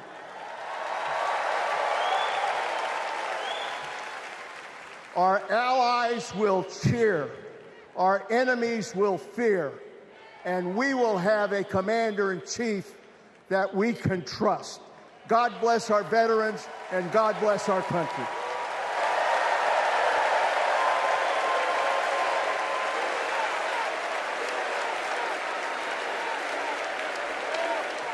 Please welcome Arizona Representative Ruben Gallego.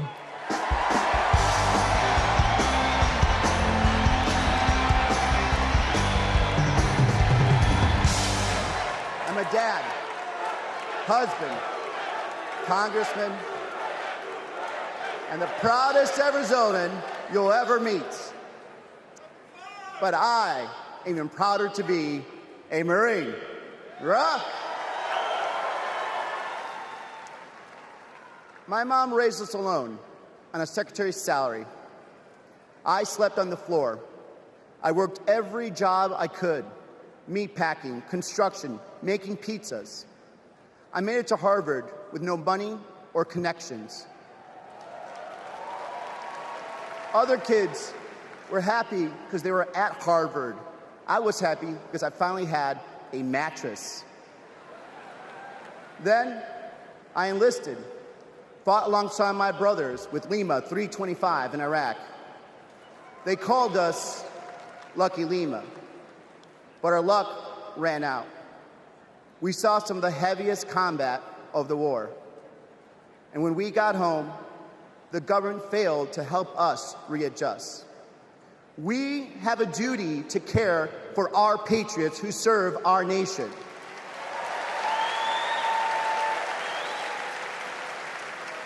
For the Vietnam veteran and Buckeye who relies on the VA for his medication. For the Afghan veteran in Pittsburgh who finally got treatment for his PTSD. For the Marine in Milwaukee who relies on the benefits she earned. For my Navajo brothers and sisters who serve the Marines with me, I remember you too. Kamala Harris and Tim Walz are fighting for them. Kamala Harris has delivered more benefits to more veterans than ever before and has achieved the lowest veterans unemployment rate in history. Vice President Harris has stood up for us and our families always. Tim Walz served for 24 years. His passion for veterans earned him respect on both sides of the aisle, and he stands with us too. In fact, let me introduce you to some of the many Democrats who understand what service means, because we put country over politics. We were proud to wear the uniform, and we're proud serving our countries in city halls, state capitals, the U.S. House, and the Senate. These veterans represent the best of our country. We stand united as veterans, Democrats, and patriots to fight for everyone who serves.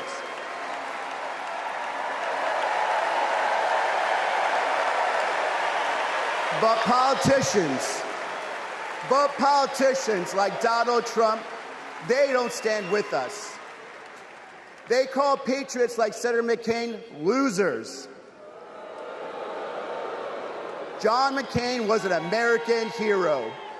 Show some respect. Trump's Project 2025 will slash veteran benefits and force VA hospitals to close across the nation. Show some respect. So, for the 18-year-old who decides to enlist, for the families like mine who prayed every night that their loved one would come home, for our troops stationed thousands of miles away, for my Marines of Lima Company, let's elect Kamala Harris and Tim Walz, who don't just respect our service, but revere it. Because the veterans who defended this country aren't just the reason we can sleep at night. They're the reason we can dream. And together, We'll fight for our veterans and everyone who served our country. Thank you.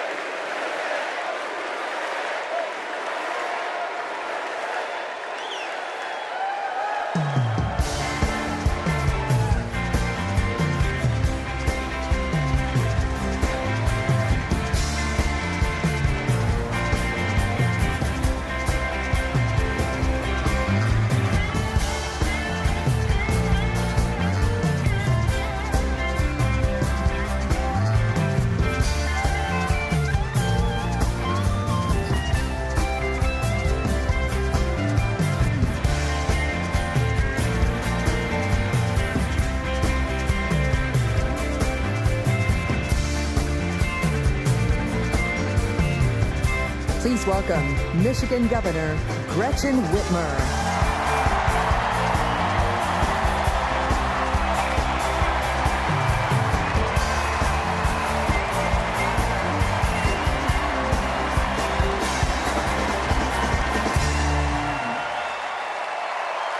I'm Governor Gretchen Whitmer. In Lansing, they call me governor. But in Detroit, they call me Big Gretch.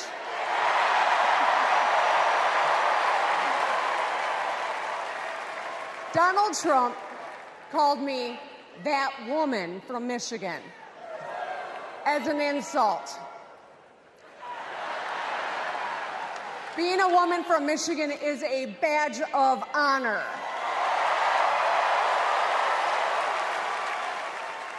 Like women across America, we just GSD. Get stuff done. At 29, I joined the sandwich generation. Sandwiched between working and raising my newborn and caring for my mom, who was dying from brain cancer. It was hard, but not extraordinary. It's life. Those nights reminded me who I was fighting for. People just trying to make it. Kamala Harris knows who she's fighting for, too. She took care of her mom, who also battled cancer. As president, she'll fight to lower the cost of health care and elder care for every family. She's lived a life like ours. She knows us. Donald Trump doesn't know you at all. You think he understands that when your car breaks down, you can't get to work? No. His first word was probably chauffeur. You think he's ever had to take items out of the cart before checking out? Hell, you think he's ever been to a grocery store? That's what the chauffeur is for. But Kamala Harris, she gets us. She sees us. She is us.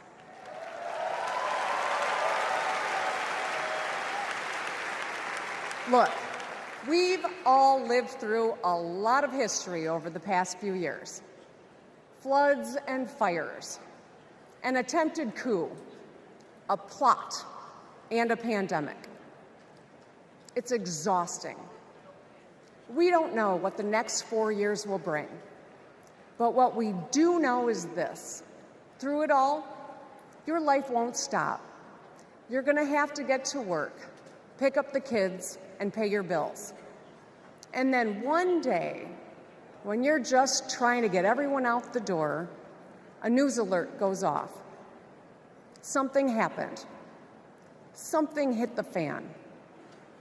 You'll ask, is my family going to be okay? And then you'll ask, who the hell is in charge? What if it's him? What if it's that man from Mar-a-Lago?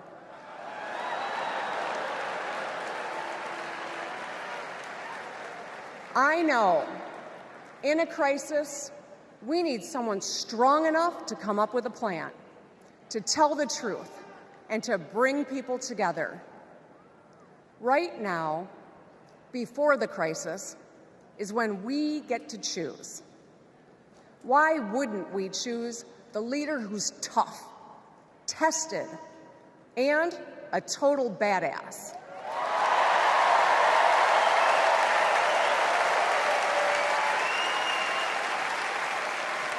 I know who I want as our commander-in-chief. America, let's choose Kamala Harris.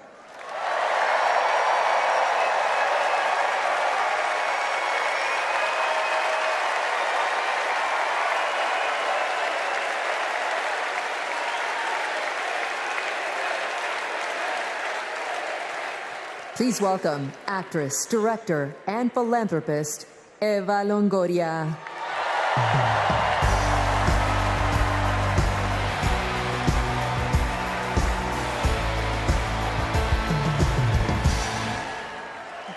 Hello, Chicago!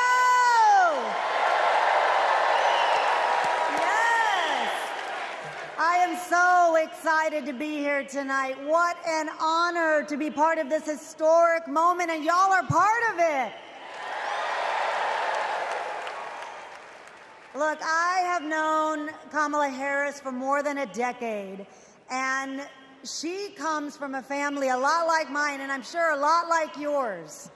We were both raised knowing that no one was going to hand us anything, especially as women. That we were going to have to touch every rung of the ladder to get ahead. We were going to have to work really hard. Now, she worked at McDonald's, but I worked at Wendy's. And look at us now. You see, Kamala and I were able to see beyond the horizon because our families supported our big dreams. Well, guess what? As Americans, we're all part of one big family. Somos familia. And as familia, we have to have each other's back. We have to support each other's dreams because Kamala's success is our success. And she supports us to dream big too. So let me tell you, in the Latino community, in our community, we have a saying, "Sí se puede," which means yes. It means yes, we can. But tonight, I'm here to tell you, yes, she can. So we're going to say, "She se puede." So when someone asks you, is she ready to lead this country forward, we're going to say, "She se puede." When somebody says, is she qualified for the job, we're going to say, "She se puede." When somebody asks, is she going to be the first female president of the United States, we're going to say, "She se puede." Our voices, our vote, we're going to decide this election. And let me tell you, the energy tonight isn't just here in Chicago, it's all across the country. People are gathered at watch parties everywhere to celebrate Kamala Harris. Say hello.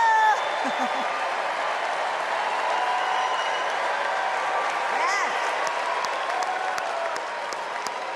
All right. We know how to work, so let's get to work. Let's turn all of this enthusiasm and joy into action between now and November 5th. Let's go. She se puede. She se puede.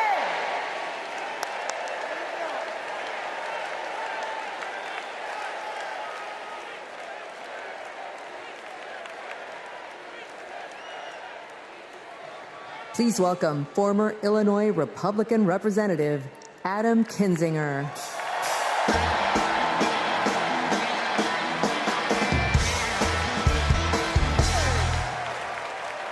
Hey, good evening.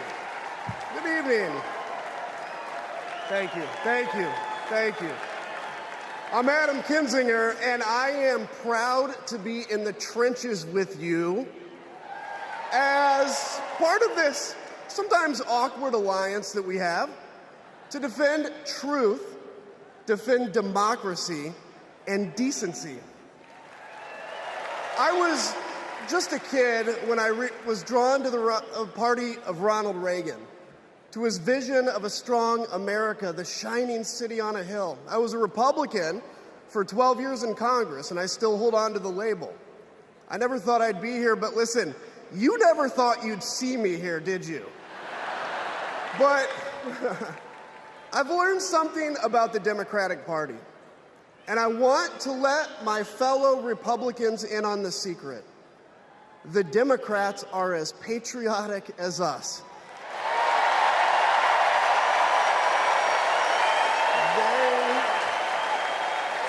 They love this country just as much as we do.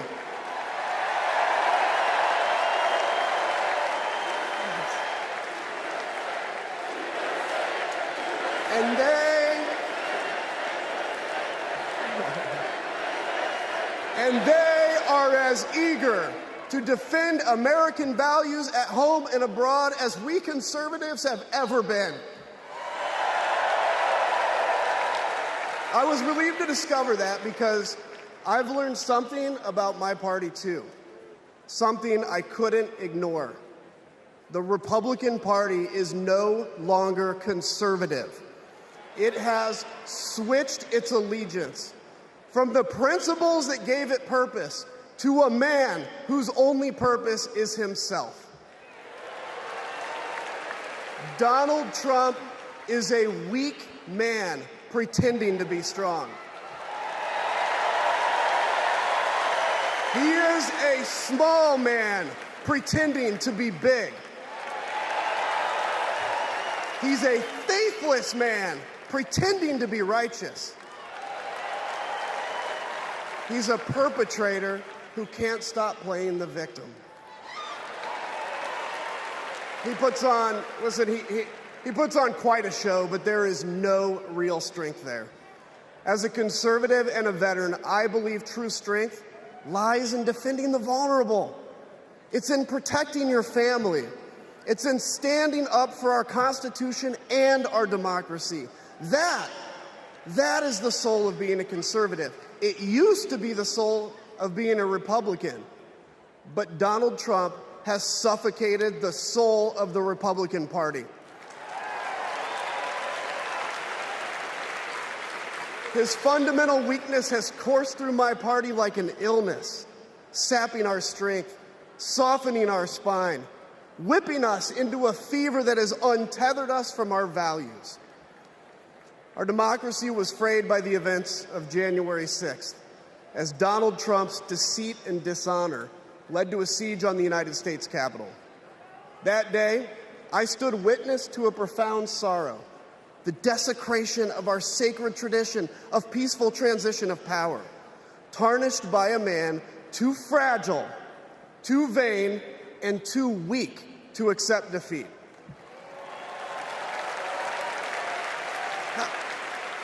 How can a party claim to be patriotic if it idolizes a man who tried to overthrow a free and fair election? How can a party claim to stand for liberty if it sees a fight for freedom in Ukraine, an attack pitting tyranny against democracy, a challenge to everything our nation claims to be, and it retreats, it equivocates, it nominates a man who is weirdly obsessed with Putin? And his running mate who said, quote, "I don't care what happens in Ukraine." Yeah, and he wants to be vice president. Yeah. How can a party claim to be conservative when it tarnishes the gifts that our forebears fought for? Men like my grandfather, who served in World War II, who believed in a cause bigger than himself, and he risked his life for it behind enemy lines.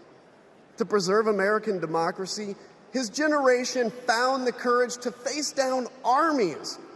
Listen, all we're asked to do is to summon the courage to stand up to one weak man.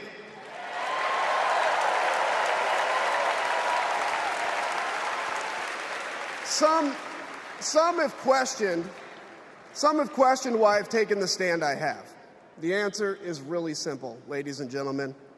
We must put country first. And tonight, as a Republican speaking before you, I'm putting our country first.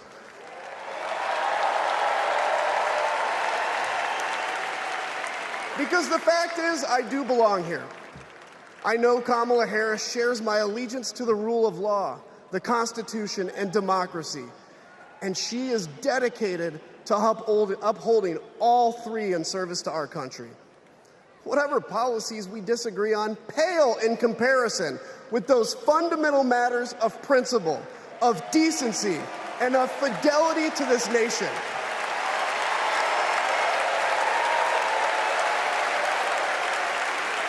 Listen, to my fellow Republicans, if you still pledge allegiance to those principles, I suspect you belong here too. Because democracy knows no party. It's a living, breathing ideal that defines us as a nation. It's the bedrock that separates us from tyranny. And when that foundation is fractured, we must all stand together, united, to strengthen it.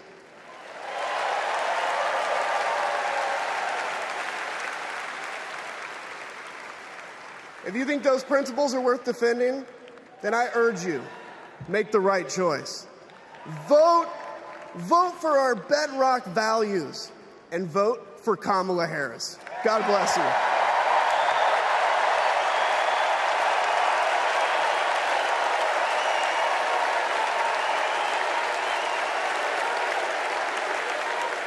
Please welcome lawyer, policy advocate, and sister of the Vice President, Maya Harris.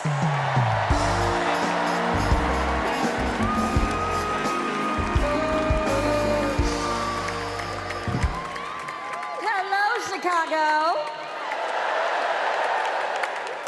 In 1958, a 19-year-old from India left the only country she'd ever known to chart her own path in America. She came here to pursue an education, but she stayed here to build a life. Her name was Dr. Kamala Gopalan Harris.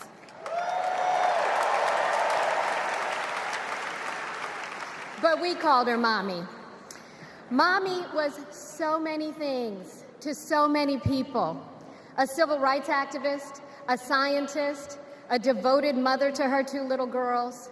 But most of all, Mommy was a trailblazer who defied the odds and defined herself. And when it came to Kamala and me, Mommy had great expectations for us, but she had even greater expectations of us. She raised us to believe that we could be and do anything. And we believed her. You see, Mommy understood the power and the possibility that come with knowing and showing who you truly are. She knew we could be the authors of our own stories, just as she'd been the author of her own. Mommy's journey and the opportunity that she wanted for Kamala and me, that's a distinctly American story.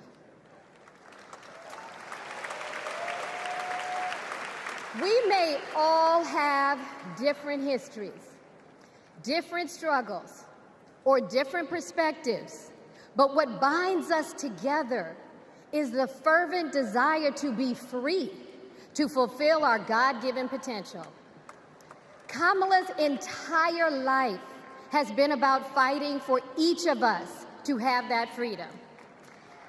And like so many Americans, Kamala knows what it's like to be underestimated and be counted out.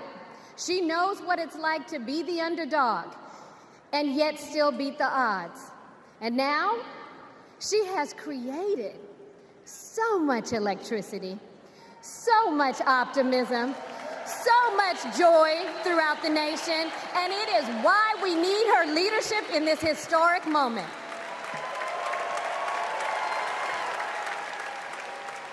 We are living in a time when some are trying to divide us, to separate us in ways that make it difficult for us to come together. Well, look, my sister rejects that view. Where others push darkness, Kamala sees promise. Where others feel detachment, Kamala fosters connection. Where others want to drag us back to the past, my sister says, hold up now, we are not going back.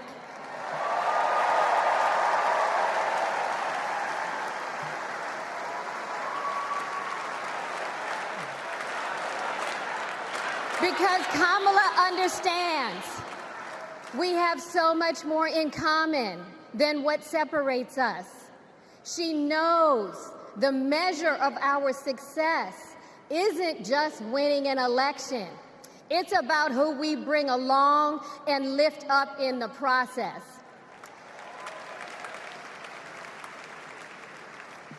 And so as I look out at all of you today and take in this incredible moment, I so wish that Mommy could be here tonight.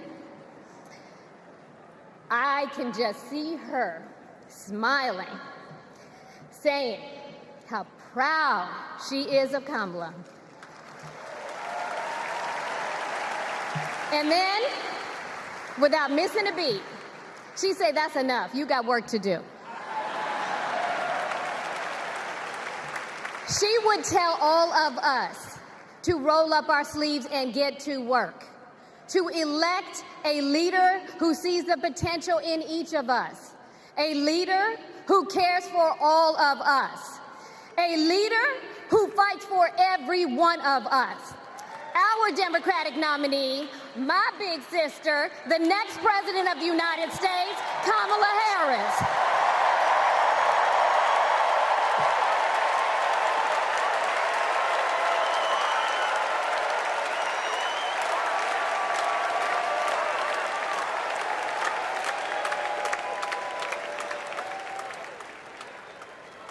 Please welcome North Carolina Governor Roy Cooper.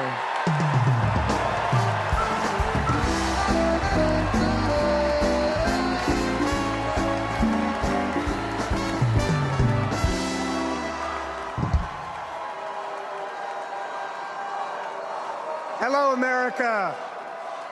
I'm Roy Cooper, the last guy standing between you and the moment we're all waiting for. So I'm going to get right to it. All week, you've heard stories about my friend Kamala. I want to take you behind the scenes of one of them. 2011 was a rough time for American homeowners. Hundreds of thousands were losing their homes to illegal foreclosure. I was Attorney General in North Carolina, while Kamala had just become California's. All the AGs were close to a settlement with the big banks, and it was a pretty good deal. Would have meant $4 billion for California families who'd been ripped off. I know that sounds like a lot, but Kamala said, hang on a minute. I've met these families. I know what they've been through, and they deserve more. She went toe-to-toe with some of the world's most powerful executives, and she refused to give in. Let me tell you, this was a huge risk, but she knew it was a risk worth taking. That's Kamala. And we all know what happened. The banks caved. That $4 billion for California families became $20 billion. That was the first time I witnessed Kamala in action.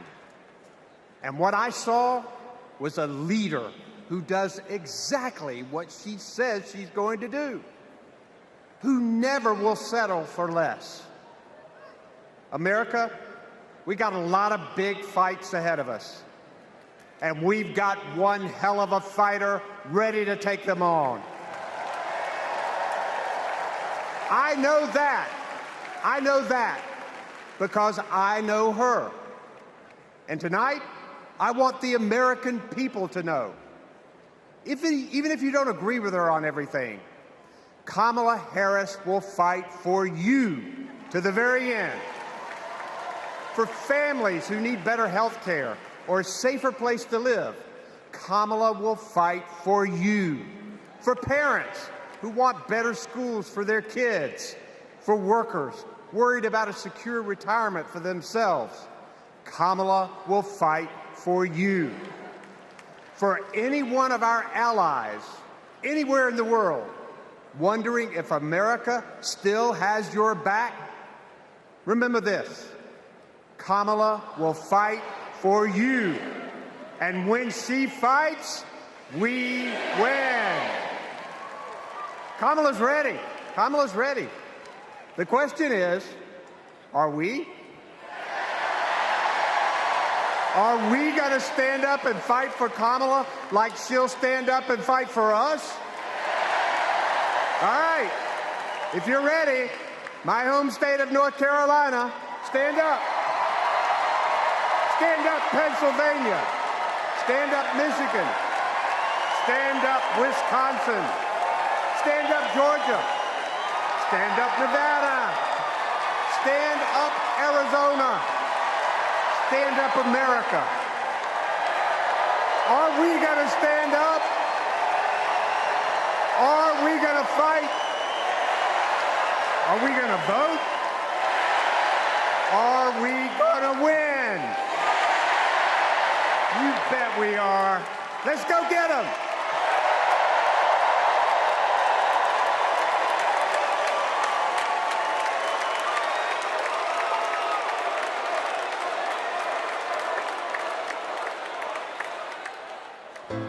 She grew up in a tight-knit neighborhood.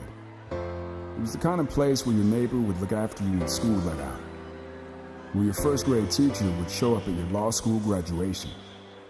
It's where Kamala Harris learned what it means to be in the middle class, making every paycheck count. She was raised by a working mom who taught her about standing up for what's right and protecting the people you love. Kamala carries the lessons of our mother, the fighting spirit of our mother, the compassion. She was all of 5 feet tall. If you met her, you would have thought she was 7 feet tall. And our mother, if I'd ever come home complaining about anything, she wouldn't have it. The first thing she'd say is, well, just stop the complaining. Just tell me what you're going to do about it. And since she was a young girl, Kamala Harris has been fighting for families like the ones she grew up with. That is Kamala. She can't help herself from standing up for people and standing up for what she thinks is right. She has been that way our whole lives. Being a protector is what led her to become a prosecutor. Looking back now, I could say it was her calling. As a courtroom prosecutor, she went after predators who targeted women and children, and fraudsters who ripped off working families. And she put dangerous gang members and human traffickers behind bars. We didn't have partnerships with DOJ or FBI or DEA or any of those law enforcement agencies. Now, we all work collaboratively. She was the person who built the foundation in how we do criminal justice in America. As Attorney General of California, she held the big Wall Street banks accountable for fraud, winning $20 billion for California families. She took on one of the largest for-profit colleges that was scamming students. And in the Senate, she fought for her constituents with the determination of a prosecutor, standing up for reproductive freedom.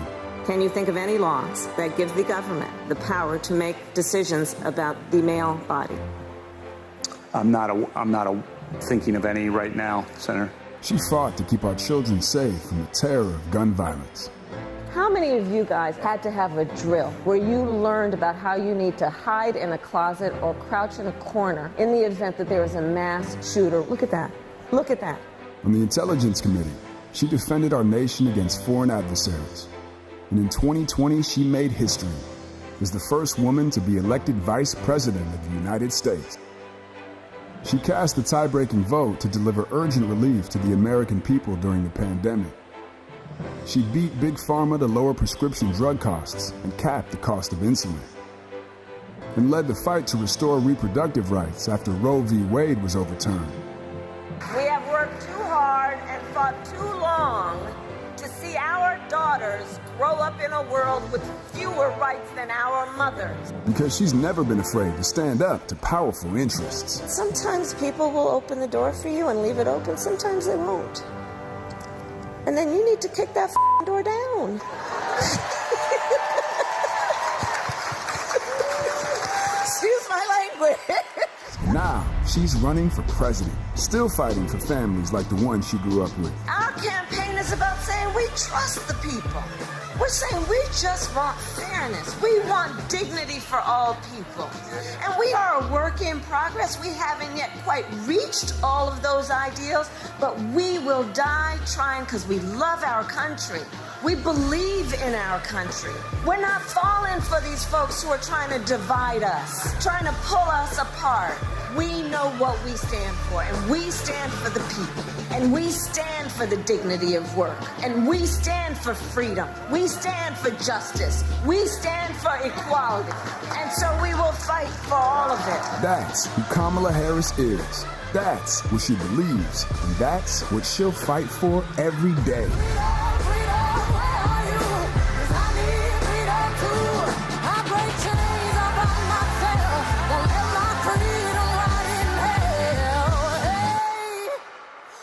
Keep running, cause the winner don't quit on themselves.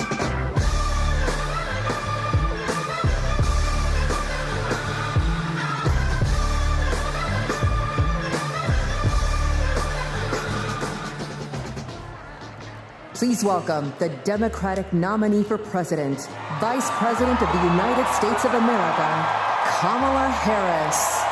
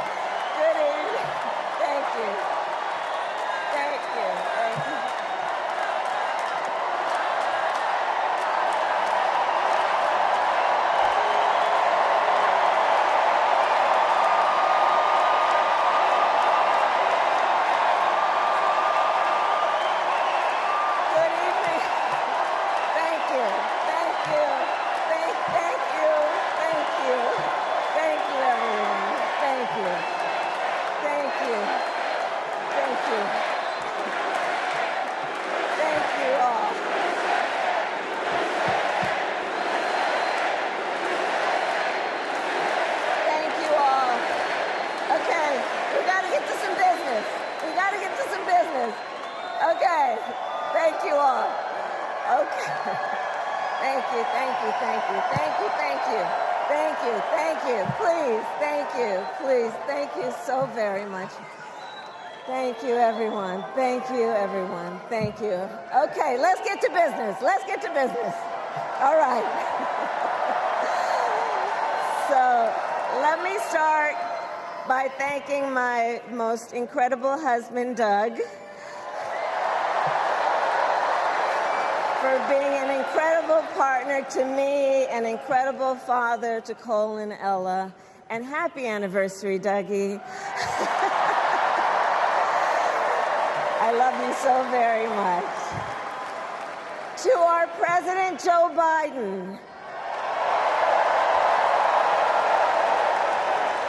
when I think about the path that we have traveled together, Joe, I am filled with gratitude. Your record is extraordinary, as history will show, and your character is inspiring. And Doug and I love you and Jill and are forever thankful to you both.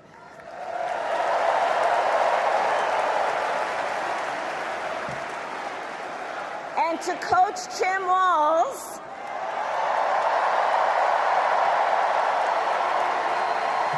you are going to be an incredible vice president. And to the delegates and everyone who has put your faith in our campaign, your support is humbling. So, America, the path that led me here in recent weeks was no doubt unexpected. But I'm no stranger to unlikely journeys. So, my mother, our mother, Kamala Harris, had one of her own. And I miss her every day, and especially right now. And I know she's looking down, smiling. I know that. So my mother was 19 when she crossed the world alone, traveling from India to California with an unshakable dream to be the scientist who would cure breast cancer. When she finished school, she was supposed to return home to a traditional arranged marriage. But as fate would have it, she met my father, Donald Harris, a student from Jamaica.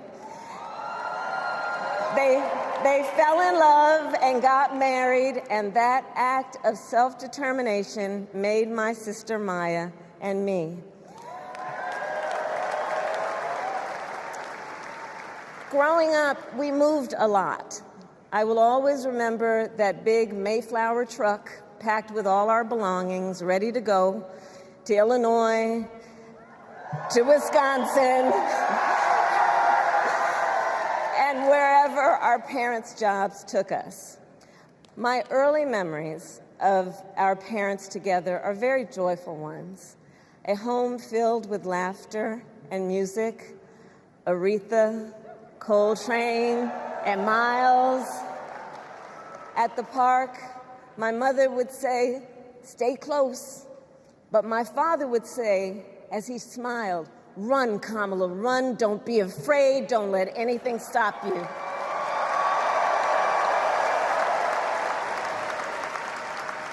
From my earliest years, he taught me to be fearless. But the harmony between my parents did not last. When I was in elementary school, they split up, and it was mostly my mother who raised us. Before she could finally afford to buy a home, she rented a small apartment in the East Bay. In the Bay, you either live in the hills or the flatlands. We lived in the flats, a beautiful working-class neighborhood of firefighters, nurses, and construction workers, all who tended their lawns with pride. My mother, she worked long hours, and like many working parents, she leaned on a trusted circle to help raise us. Mrs. Shelton, who ran the daycare below us and became a second mother. Uncle Sherman, Aunt Mary, Uncle Freddie, Auntie Chris. none of them family by blood, and all of them family by love.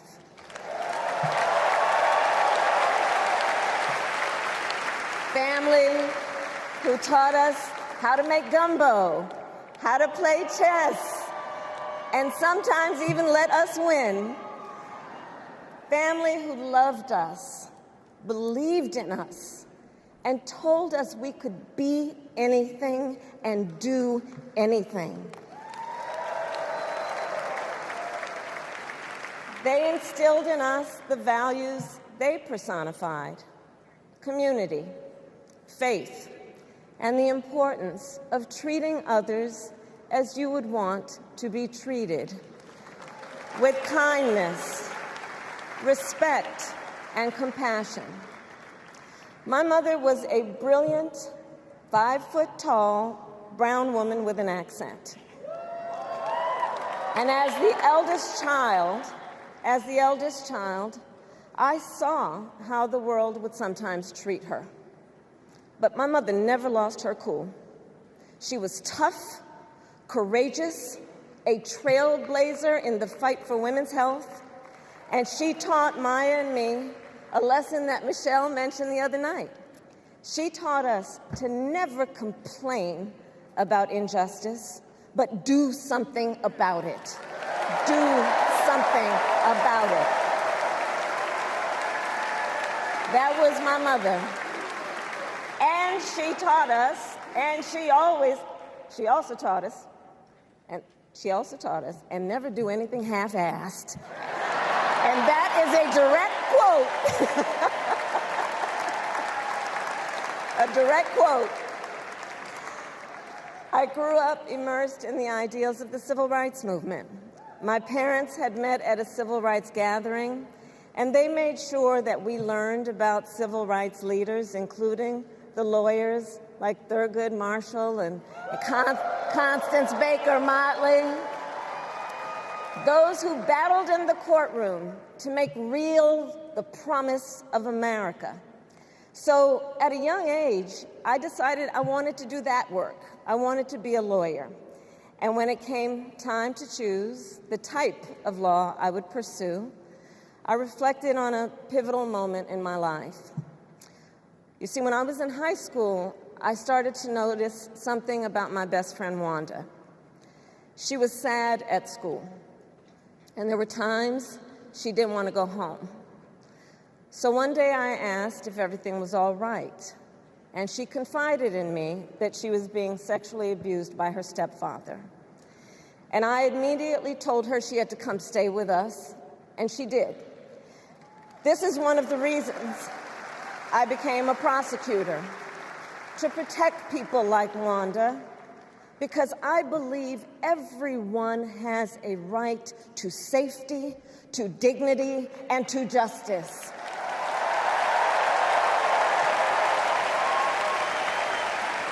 As a prosecutor, when I had a case, I charged it not in the name of the victim, but in the name of the people. For a simple reason. In our system of justice, a harm against any one of us is a harm against all of us.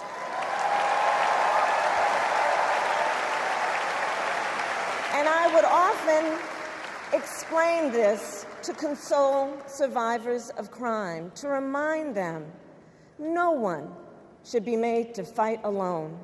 We are all in this together.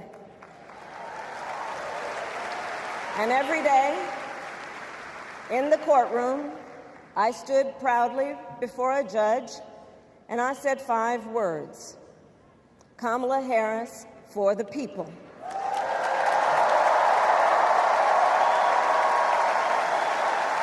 And to be clear, my entire career, I've only had one client, the people. And so, on behalf of the people, on behalf of every American, regardless of party, race, gender, or the language your grandmother speaks, on behalf of my mother and everyone who has ever set out on their own unlikely journey, on behalf of Americans like the people I grew up with, people who work hard, chase their dreams, and look out for one another, on behalf of everyone whose story could only be written in the greatest nation on earth, I accept your nomination to be President of the United States of America.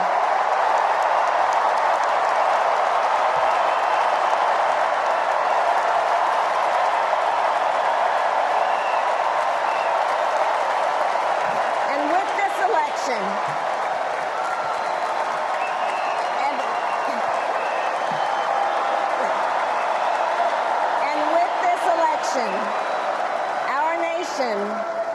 our nation with this election has a precious, fleeting opportunity to move past the bitterness, cynicism, and divisive battles of the past, a chance to chart a new way forward. Not as members of any one party or faction, but as Americans. And let me say, I know there are people of various political views watching tonight, and I want you to know, I promise to be a president for all Americans. You can always trust me to put country above party and self, to hold sacred America's fundamental principles, from the rule of law to free and fair elections to the peaceful transfer of power.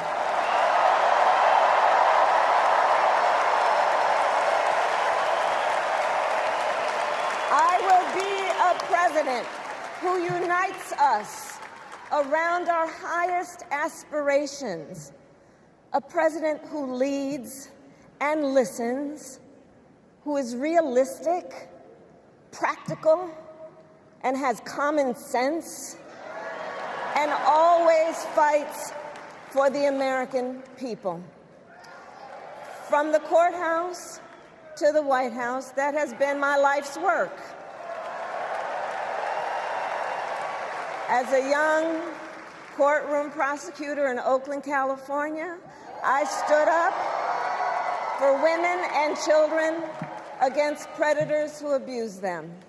As Attorney General of California, I took on the big banks, delivered $20 billion from middle-class families who faced foreclosure, and helped pass a homeowner Bill of Rights, one of the first of its kind in the nation.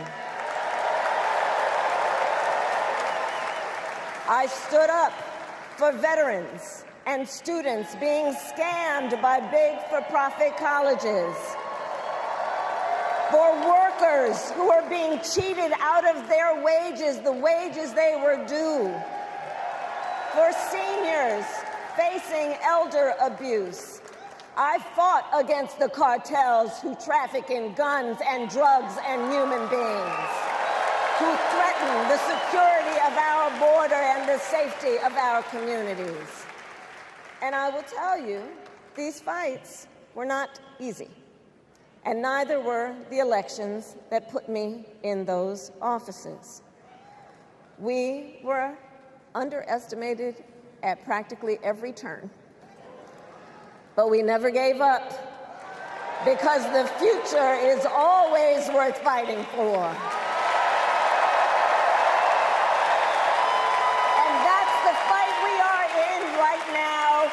Fight for America's future.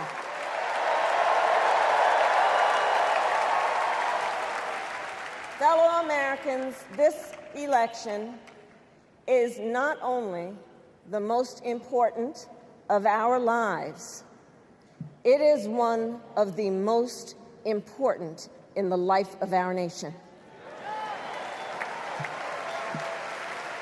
In many ways, Donald Trump is an unserious man. But the consequences of putting Donald Trump back in the White House are extremely serious. Consider not only the chaos and calamity when he was in office, but also the gravity of what has happened since he lost the last election. Donald Trump tried to throw away your votes. When he failed, he sent an armed mob to the United States Capitol, where they assaulted law enforcement officers. When politicians in his own party begged him to call off the mob and send help, he did the opposite. He fanned the flames. And now, for an entirely different set of crimes, he was found guilty of fraud by a jury of everyday Americans and separately found liable for committing sexual abuse. And consider what he intends to do if we give him power again. Consider his explicit intent to set free violent extremists who assaulted those law enforcement officers at the Capitol.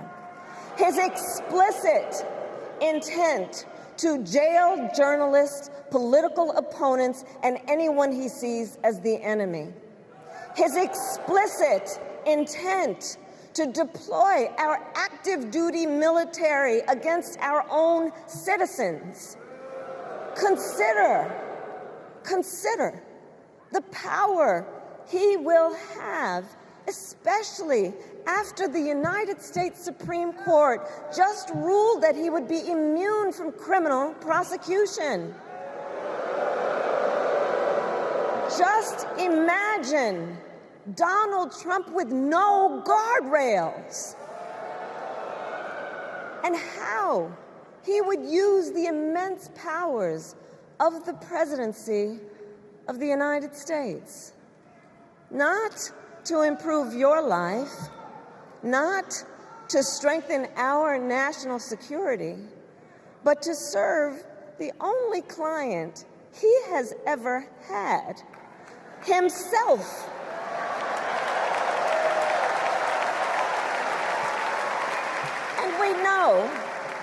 And we know what a second Trump term would look like. It's all laid out in Project 2025, written by his closest advisors, and its sum total is to pull our country back to the past.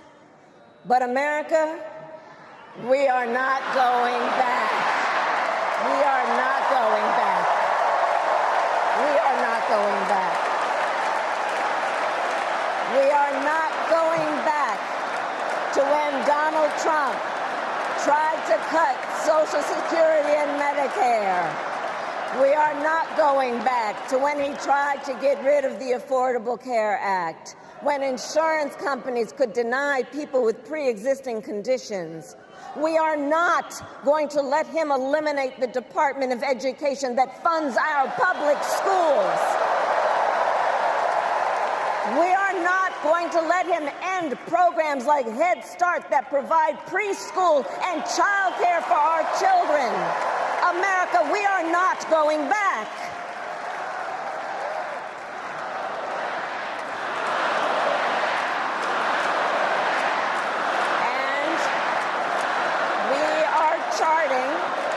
And we are charting a new way forward.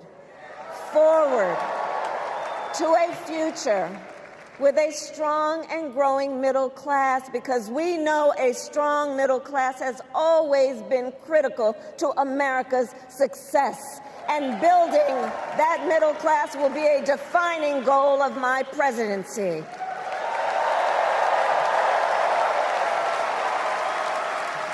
And I'll tell you, this is personal for me. The middle class is where I come from. My mother kept a strict budget. We lived within our means, yet we wanted for little. And she expected us to make the most of the opportunities that were available to us and to be grateful for them. Because, as she taught us, opportunity is not available to everyone. That's why we will create what I call an opportunity economy where everyone has the chance to compete and a chance to succeed. Whether you live in a rural area, small town, or big city.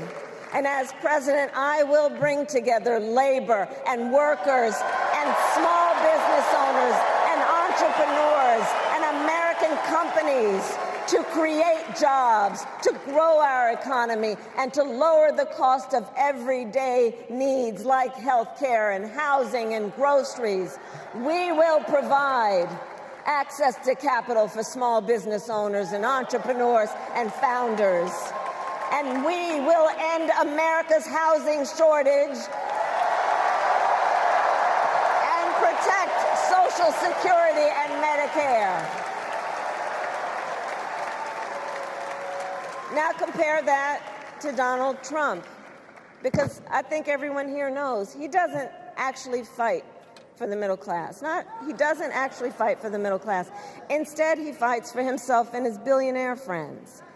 And he will give them another round of tax breaks that will add up to $5 trillion to the national debt.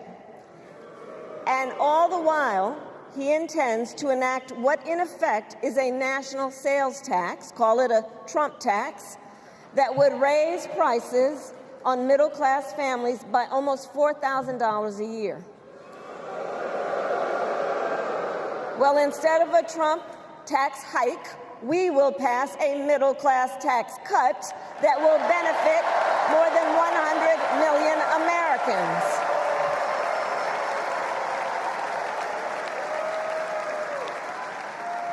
Friends, I believe America cannot truly be prosperous unless Americans are fully able to make their own decisions about their own lives, especially on matters of heart and home.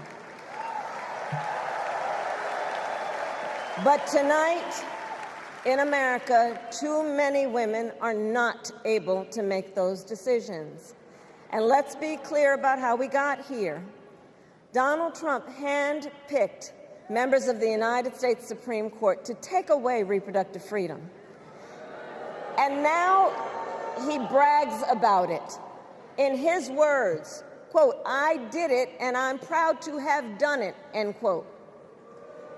Well, I'll tell you, over the past 2 years, I've traveled across our country, and women have told me their stories. Husbands and fathers have shared theirs. Stories of women miscarrying in a parking lot, developing sepsis, losing the ability to ever again have children, all because doctors are afraid they may go to jail for caring for their patients. Couples just trying to grow their family, cut off in the middle of IVF treatments. Children who have survived sexual assault, potentially being forced to carry a pregnancy to term. This is what's happening in our country because of Donald Trump. And understand, he is not done. As a part of his agenda, he and his allies would limit access to birth control, ban medication abortion, and enact a nationwide abortion ban with or without Congress. And get this, he plans to create a national anti-abortion coordinator and force states to report on women's miscarriages and abortions. Simply put, they are out of their minds.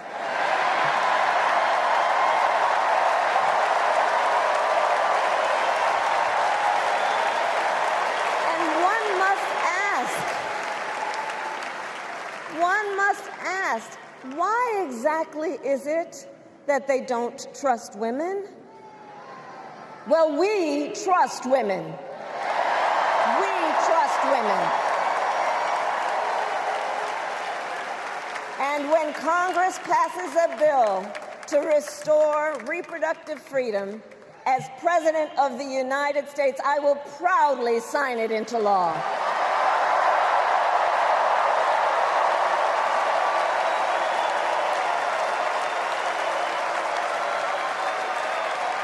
In this election, many other fundamental freedoms are at stake. The freedom to live safe from gun violence in our schools, communities, and places of worship. The freedom to love who you love openly and with pride. The freedom to breathe clean air and drink clean water and live free from the pollution that fuels the climate crisis. And the freedom that unlocks all the others, the freedom to vote. With this election, we finally have the opportunity to pass the John Lewis Voting Rights Act and the Freedom to Vote Act.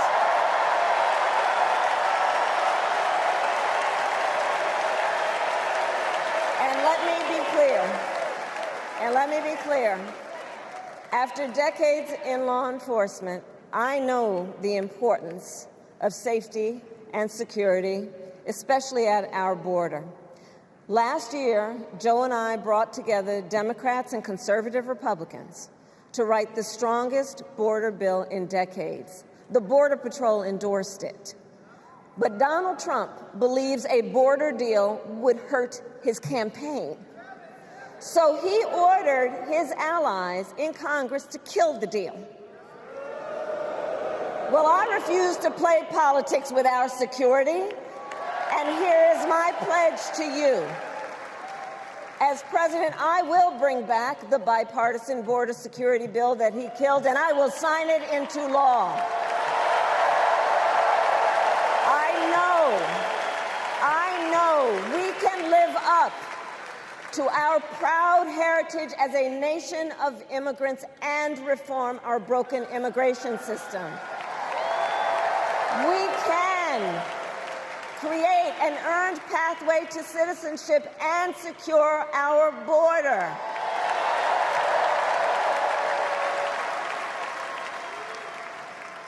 And America, we must also be steadfast in advancing our security and values abroad. As Vice President, I have confronted threats to our security, negotiated with foreign leaders, strengthened our alliances, and engaged with our brave troops overseas. As Commander-in-Chief, I will ensure America always has the strongest, most lethal fighting force in the world. And I will fulfill our sacred obligation to care for our troops and their families, and I will always honor and never disparage their service and their sacrifice.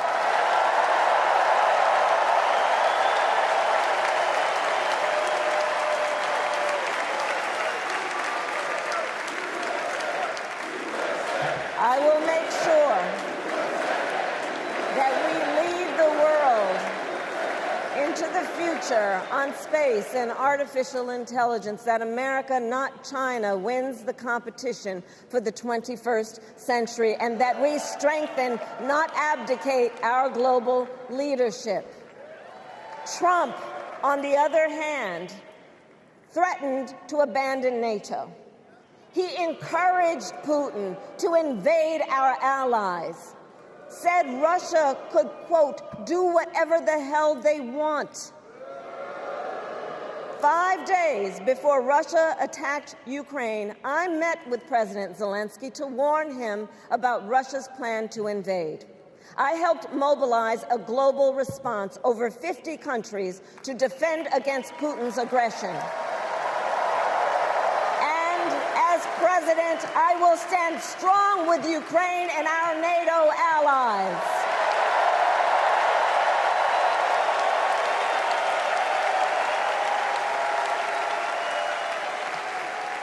With respect to the war in Gaza, President Biden and I are working around the clock because now is the time to get a hostage deal and a ceasefire deal done.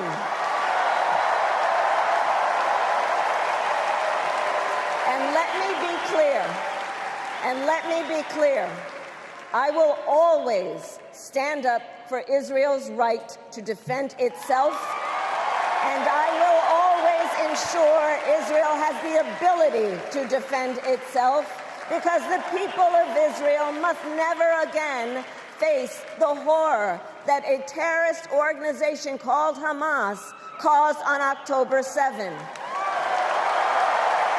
including unspeakable sexual violence and the massacre of young people at a music festival. At the same time, what has happened in Gaza over the past 10 months is devastating. So many innocent lives lost. Desperate, hungry people fleeing for safety over and over again. The scale of suffering is heartbreaking. President Biden and I are working to end this war such that Israel is secure, the hostages are released, the suffering in Gaza ends, and the Palestinian people can realize their right to dignity, security, freedom, and self-determination.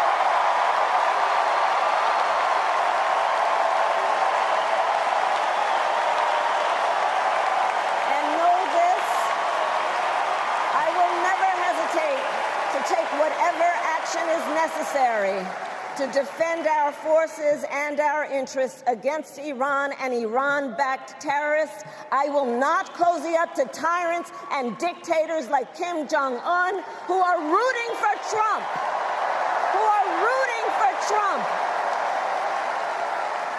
Because, you know, they know he is easy to manipulate with flattery and favors.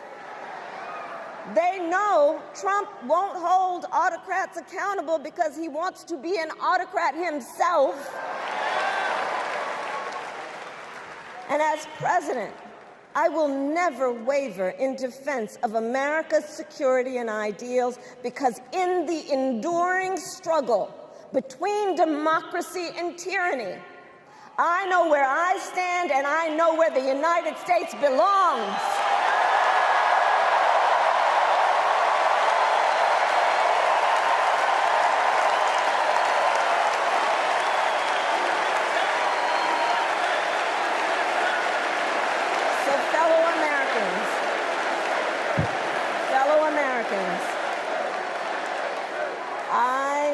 I love our country with all my heart. Everywhere I go, in everyone I meet, I see a nation that is ready to move forward, ready for the next step in the incredible journey that is America. I see an America where we hold fast to the fearless belief that built our nation and inspired the world, that here in this country, anything is possible, that nothing is out of reach.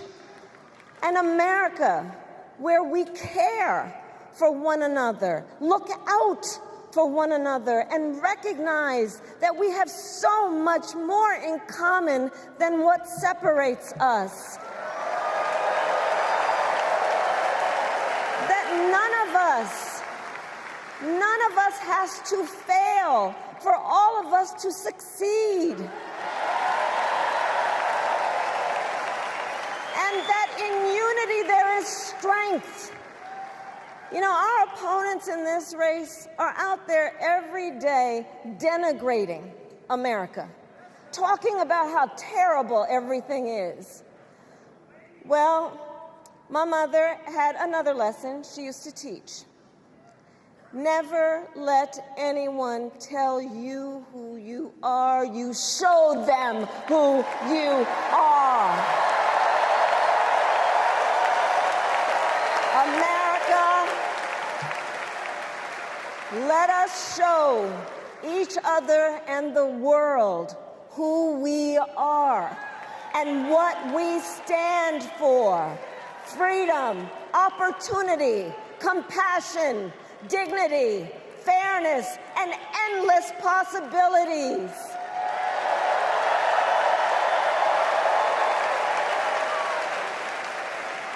We are the heirs to the greatest democracy in the history of the world.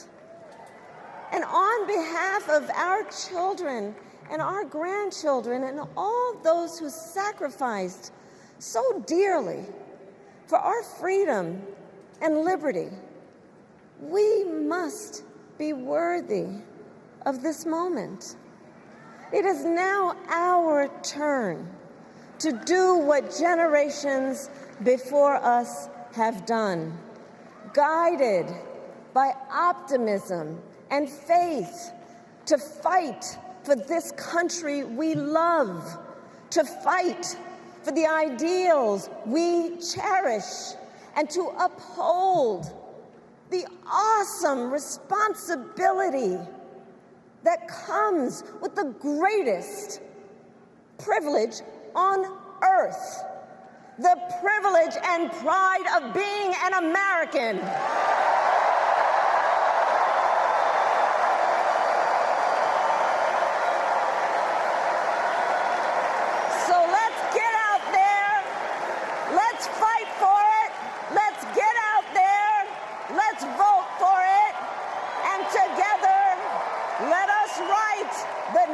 Great chapter in the most extraordinary story ever told. Thank you. God bless you, and may God bless the United States of America. Thank you all.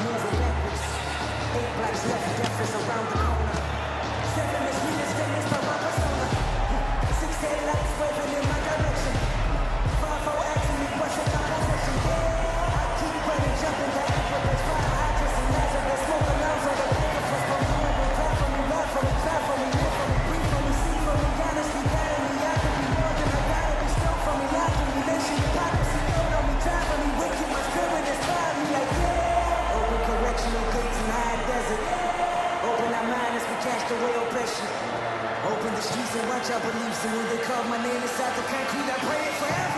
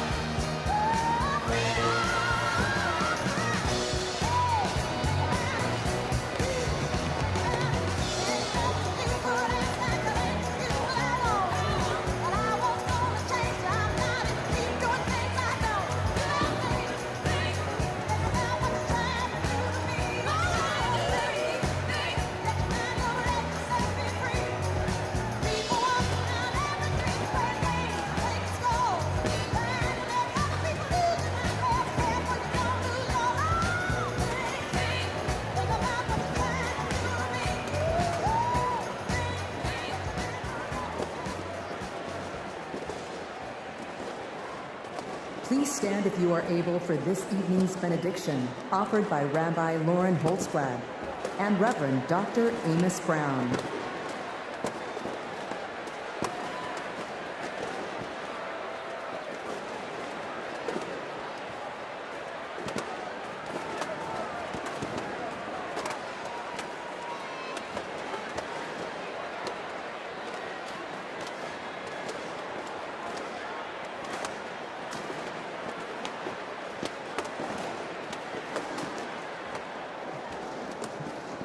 America, let us pray. God brought us out of the narrow place of oppression to freedom. Let's remember the treacherous road our ancestors traveled to freedom, their sacrifice and resolve to bring a better, more inclusive world. We stand on their shoulders to declare, we are not going back. God, who notices the downtrodden, give us the courage to imagine the world as you do, where everyone has the opportunity to thrive, where diversity brings strength, not weakness, and where all have the right to make the choices for their own bodies. God of strength, guard Vice President Harris and Governor Walz with your sheltering presence as they carry on with courage and conviction to build a better future for all Americans. Shine a light on them so that they may continue to pursue justice, equity, and reproductive freedom.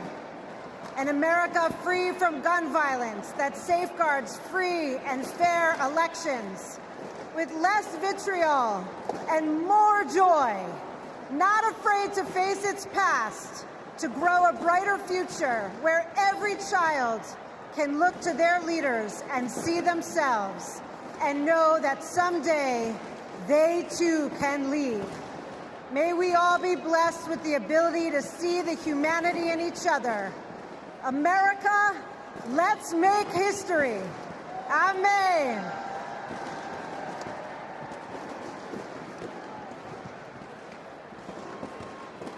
As we close this convention, we ask that the Creator bestow blessings on Vice President Harris and Governor Walz, and upon the bright future they will bring to the people of America.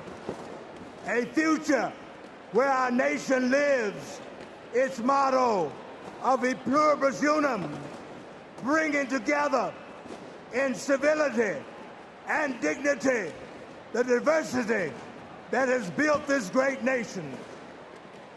E pluribus unum, one nation that embraces us all, every race, creed, or color, regardless of sexual orientation, gender or gender expression, rich and poor, old and young, urban and rural. A future, oh God, for every American, where the humanity of all persons will be affirmed and celebrated, where every American has the opportunity and freedom to pursue those inalienable rights of life, liberty, and the pursuit of happiness. A future, oh God, where we live in peace and joy, where we set aside our rancor and division, where we heal our differences and celebrate our common purposes as one nation, one American community, that great city on a hill that serves as a beacon for all the people and all the nations. This is a journey we begin today, and we pray that the Almighty God will guide us on this path today, tomorrow, and for all the generations to come. Amen and amen.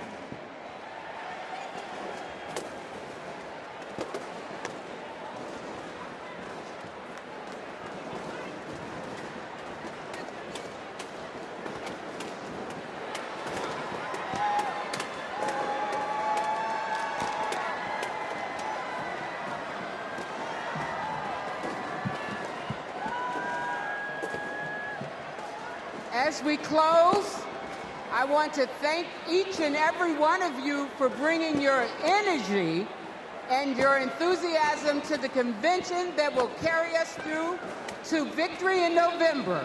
Look around. You're surrounded by people from every corner of the country who traveled here because they believe in our mission. We know that unity is our strength. We know that the issues we've highlighted this week are not abstract. We know what's at stake, and we bring that with us in this beginning. Over the next 75 days, we will mobilize like never before to show America what we as Democrats stand for. Together, we will fight for our rights, our freedom, and our democracy. Together, we will elect Democrats up and down the ballot. Together, we will win. Win that. As we know, we have to further business to come before the convention. I am now proud to adjourn the 49th Democratic National Convention. Thank you, Chicago.